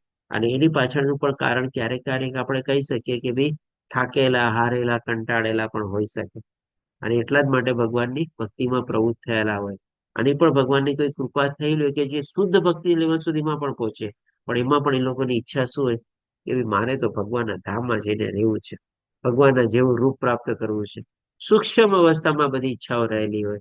તો એ પણ ભગવાન કહે છે ઉદ્ધવને કે ભાઈ જે સાચા અને જે કે ભાઈ ભગવાનના અનન્ય ભક્તો છે, એ 4 પ્રકારની પણ ઈચ્છા પછી અને જો જ્ઞાન પ્રાપ્ત થઈ જાય ને તો કદાચ હોઈ શકે ધ્રુવ મહારાજની જે પણ એમાં પ્રવૃત્ત થયા હોય કે ચાલો આ બધું તો થાકી ગયા, હારી ગયા, કંટાળી ગયા, ભગવાનની ભક્તિમાં પ્રવૃત્ત થાવ, જ્ઞાન મેળવ્યું, ભક્તિ કેળવવી, બધું કેળવ્યું. હવે એમાં ઈચ્છા જાગી કે ભાઈ ભગવાનના ધામમાં જઈને મારે રહેવું છે, સાલોક્ય પ્રાપ્ત કરવું છે. અને એમાં પણ જો પાછી હજી ઉચ્ચ અવસ્થા પ્રાપ્ત કરી લીધી અને ભગવાનની કૃપા થઈ તો પછી એ પણ ઈચ્છાને પોતે ભૂલી જાય છે, ત્યાગી જાય છે. એટલા માટે ભગવાન ઉદ્ધવને કહે છે કે ભાઈ મારા ભક્તો આ 4 પ્રકારની આધ્યાત્મિક ઈચ્છાને પણ ઈ ત્યારે સ્વીકારશે નહીં.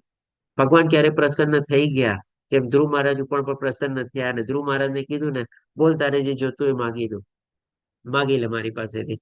ત્યારે ધ્રુવ મહારાજને જ્ઞાન પ્રાપ્ત થઈ ગયું એટલા માટે શું કે છે કે ભાઈ ભગવાન આપ મળી ગયા, અમારે બીજું કાંઈ નથી જોતું.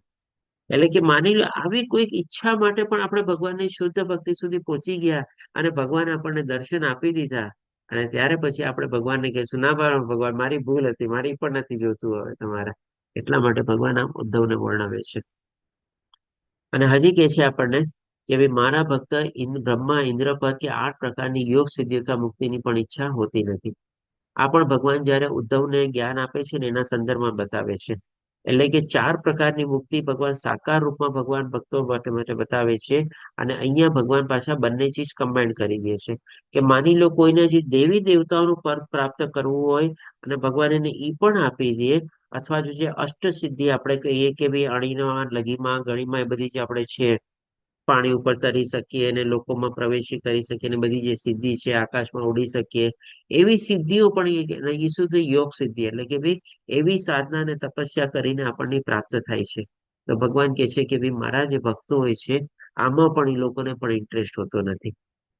અને પછી અહીંયા 12મા અધ્યાયમાં એટલે કે 12મા સ્કંદમાં આપણે જે ભાગવતમનો આપણે છેલ્લો સ્કંદ છે, ટોટલ 12 સ્કંદ છે, 18 વોલ્યુમ છે અને ટોટલ 18,000 શ્લોક છે. આપણે તેમાં શિવજી પણ પાર્વતીને કહે છે કે ભાઈ માર્કંડેય જે શુદ્ધ અનન્ય ભક્તિ પ્રાપ્ત થઈ છે. કારણ કે માર્કંડેયને શું કે મહત્વ છે, કારણ કે જયારે મહાપ્રલય થાય છે ને ત્યારે ભગવાન શ્રી કૃષ્ણ માર્કંડેય ઋષિને દર્શન આપે છે. કેવી રીતે દર્શન આપે છે? ઘણા લોકો આ બધા ફોટો પણ જોયેલો હશે કે ભાઈ એક પત્રમાં બધું ડૂબી ગયું હોય છે, ખાલી પાણીમાં માર્કંડેય ઋષિને દેખાય છે કે ભાઈ પાંદડામાં ભગવાન શ્રી કૃષ્ણ જે છે આવી રીતે બાળ રૂપમાં તરી રહ્યા છે પાંદડા ઉપર અને પોતાનો અંગૂઠા, પગનો અંગૂઠો જે છે મોઢામાં નાખી રહ્યા છે. આવી રીતે ભગવાન એમને દર્શન આપે છે માર્કંડેય ઋષિને. જય શ્રી કૃષ્ણ માતા, જય હરે કૃષ્ણ. ત્યારે એ જ્યાં માર્કંડેય ઋષિને દર્શન આપે છે ત્યારે એનો દ્રષ્ટાંત આપીને ભગવાન કહે છે પાર્વતી માતાને કે જે અનન્ય ભક્ત જે છે ભક્તિ પ્રાપ્ત થઈ છે તમારે, એને પણ કોઈ વરદાનની ઈચ્છા રાખતા નથી. માર્કંડેય ઋષિ કોઈ વરદાનની કે કોઈ ઈચ્છા નથી રાખતા. ભગવાનના દર્શન થઈ ગયા આ રૂપમાં એને, અને પણ મહાપ્રલય વખતે જયારે બધું ડૂબી ગયું છે તમારે, ત્યારે ભગવાન આવી રીતે એને દર્શન આપે છે.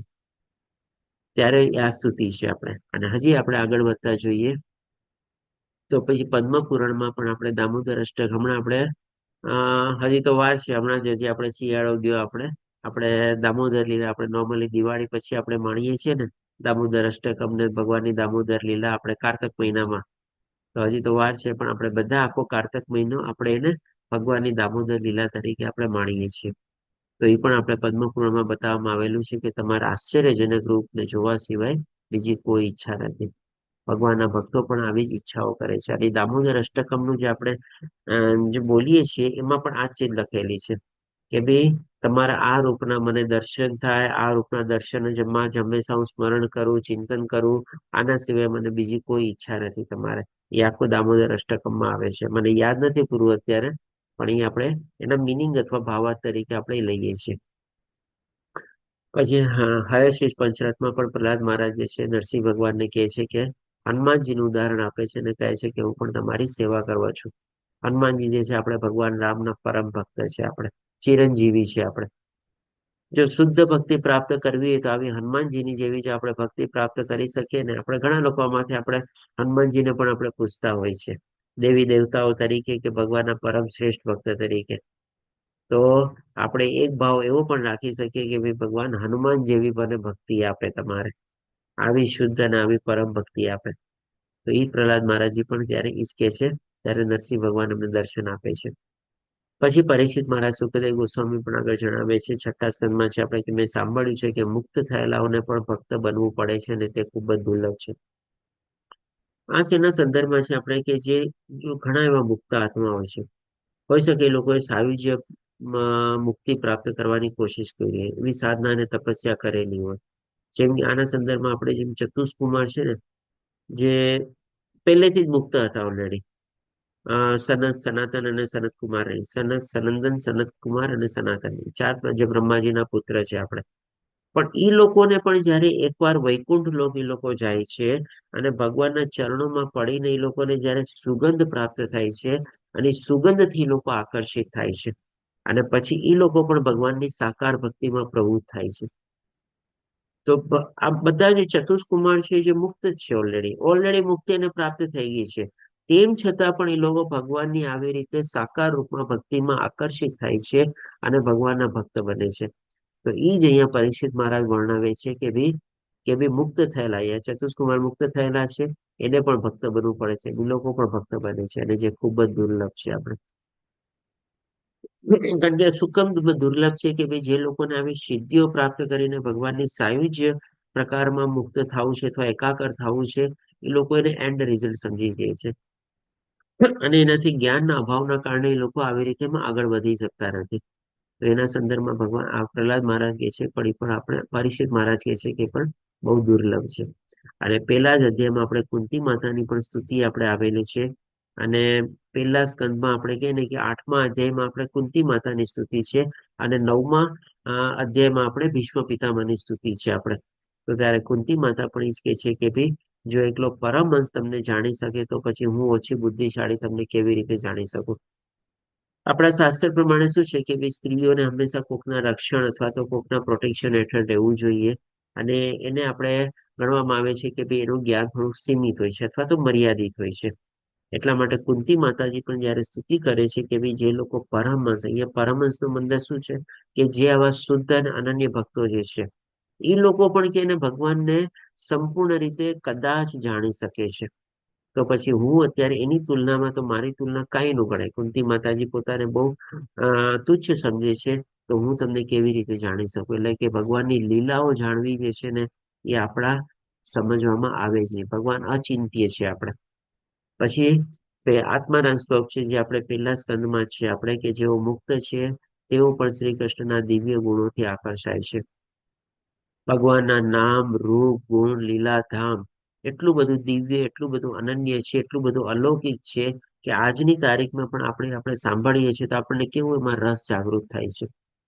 તો જે લોકો મુક્ત છે ને એ લોકો પણ છે ને આવી રીતે ભગવાનના નામ, રૂપ, ગુણ, લીલા સાંભળવા માટે આતુર હોય છે. જેમ કે આપણે બ્રહ્માજીનું એક્ઝામ્પલ લઈએ. જ્યારે કૃષ્ણ ભગવાન અવતરી થયા હતા ત્યારે બ્રહ્માજી પણ ભગવાનનું એવું બાળ લીલા રૂપ જોઈને પોતે મોહિત થાય છે અને સમજે છે કે ના ના ભગવાન ન હોઈ શકે. અને એવી રીતે બધા ગોપ બાલોને ગાયોને પોતે ચોરાવીને લઈ જાય છે. અને એની બ્રહ્માજીના એક ક્ષણ પછી પાછા આવે છે જે આપણે ગોલક વૃંદાવન ઉપર 1 વર્ષ પસાર થઈ જાય છે. અને ત્યારે બ્રહ્માજી સ્તુતિ કરે છે કે ભાઈ આપની જે લીલા જે છે, આપની જે છે બધા ગુણો છે હું પોતે પણ સમજી શક્યો નથી. ઇવન શંકર ભગવાન પણ, શિવજી પણ શું છે, જયારે ભગવાન શ્રી કૃષ્ણ અવતરી થયા હતા ત્યારે એનું બાળ ગોપાળ રૂપમાં દર્શન કરવા માટે યશોદા માતાજી પાસે આવે છે અને એને વિનંતી કરે છે કે ભાઈ આ બાળ ગોપાલને તું એકવાર મારા ખોળા, મારા હાથમાં આપ, મારે એના દર્શન કરવા છે. કારણ કે ભગવાનના નામ, રૂપ, ગુણ, લીલા દેવી દેવતાઓને પણ એ દુર્લભ છે. તમને ખ્યાલ હોય તો આપણે જયારે 14મો અધ્યાયને શરૂ કરીએ છીએ ત્યારે આપણે શું છે કે ભગવાન કે છે ને કે ભાઈ મારા 12મા અધ્યાયનો પહેલો શ્લોક છે કે 14મા અધ્યાયમાં પહેલો શ્લોક છે મને ખ્યાલ નથી આવતો ત્યારે એક્ઝેક્ટલી, સોરી ફોર દેટ. કે ભાઈ મારા ગુણ અને શું છે, મારા દેવી દેવતાઓ પણ મારો સ્ત્રોત છે અને એ લોકો પણ મને સર્વત્ર રીતે જાણી શકતા નથી. એ જ બતાવે છે ને. તો ડેફિનેટલી આત્મારામ શ્લોકમાં એટલે કે ભગવાનના નામ, રૂપ, ગુણ, લીલા બધા લોકો કારણ કે સમજી શકતા નથી. તો આ રીતે આપણો અહીંયા ચોથો અધ્યાય કમ્પ્લીટ થાય છે. વાંચા કલ્પતરુભ્યશ્ચ કૃપા સિંધુ ભ્યો પતિતાનાં પાવનેભ્યો વૈષ્ણવભ્યો નમો નમઃ. હરે કૃષ્ણ કૃષ્ણ કૃષ્ણ હરે હરે, હરે રામ રામ રામ હરે હરે. શિલા પ્રભુપાદ કી જય, શ્રી રાધા ગોવિંદ પ્રણામ. તો ત્રીજો અને ચોથો અધ્યાય આપણે કમ્પ્લીટ કર્યો ફકીર સામે સિંધુ.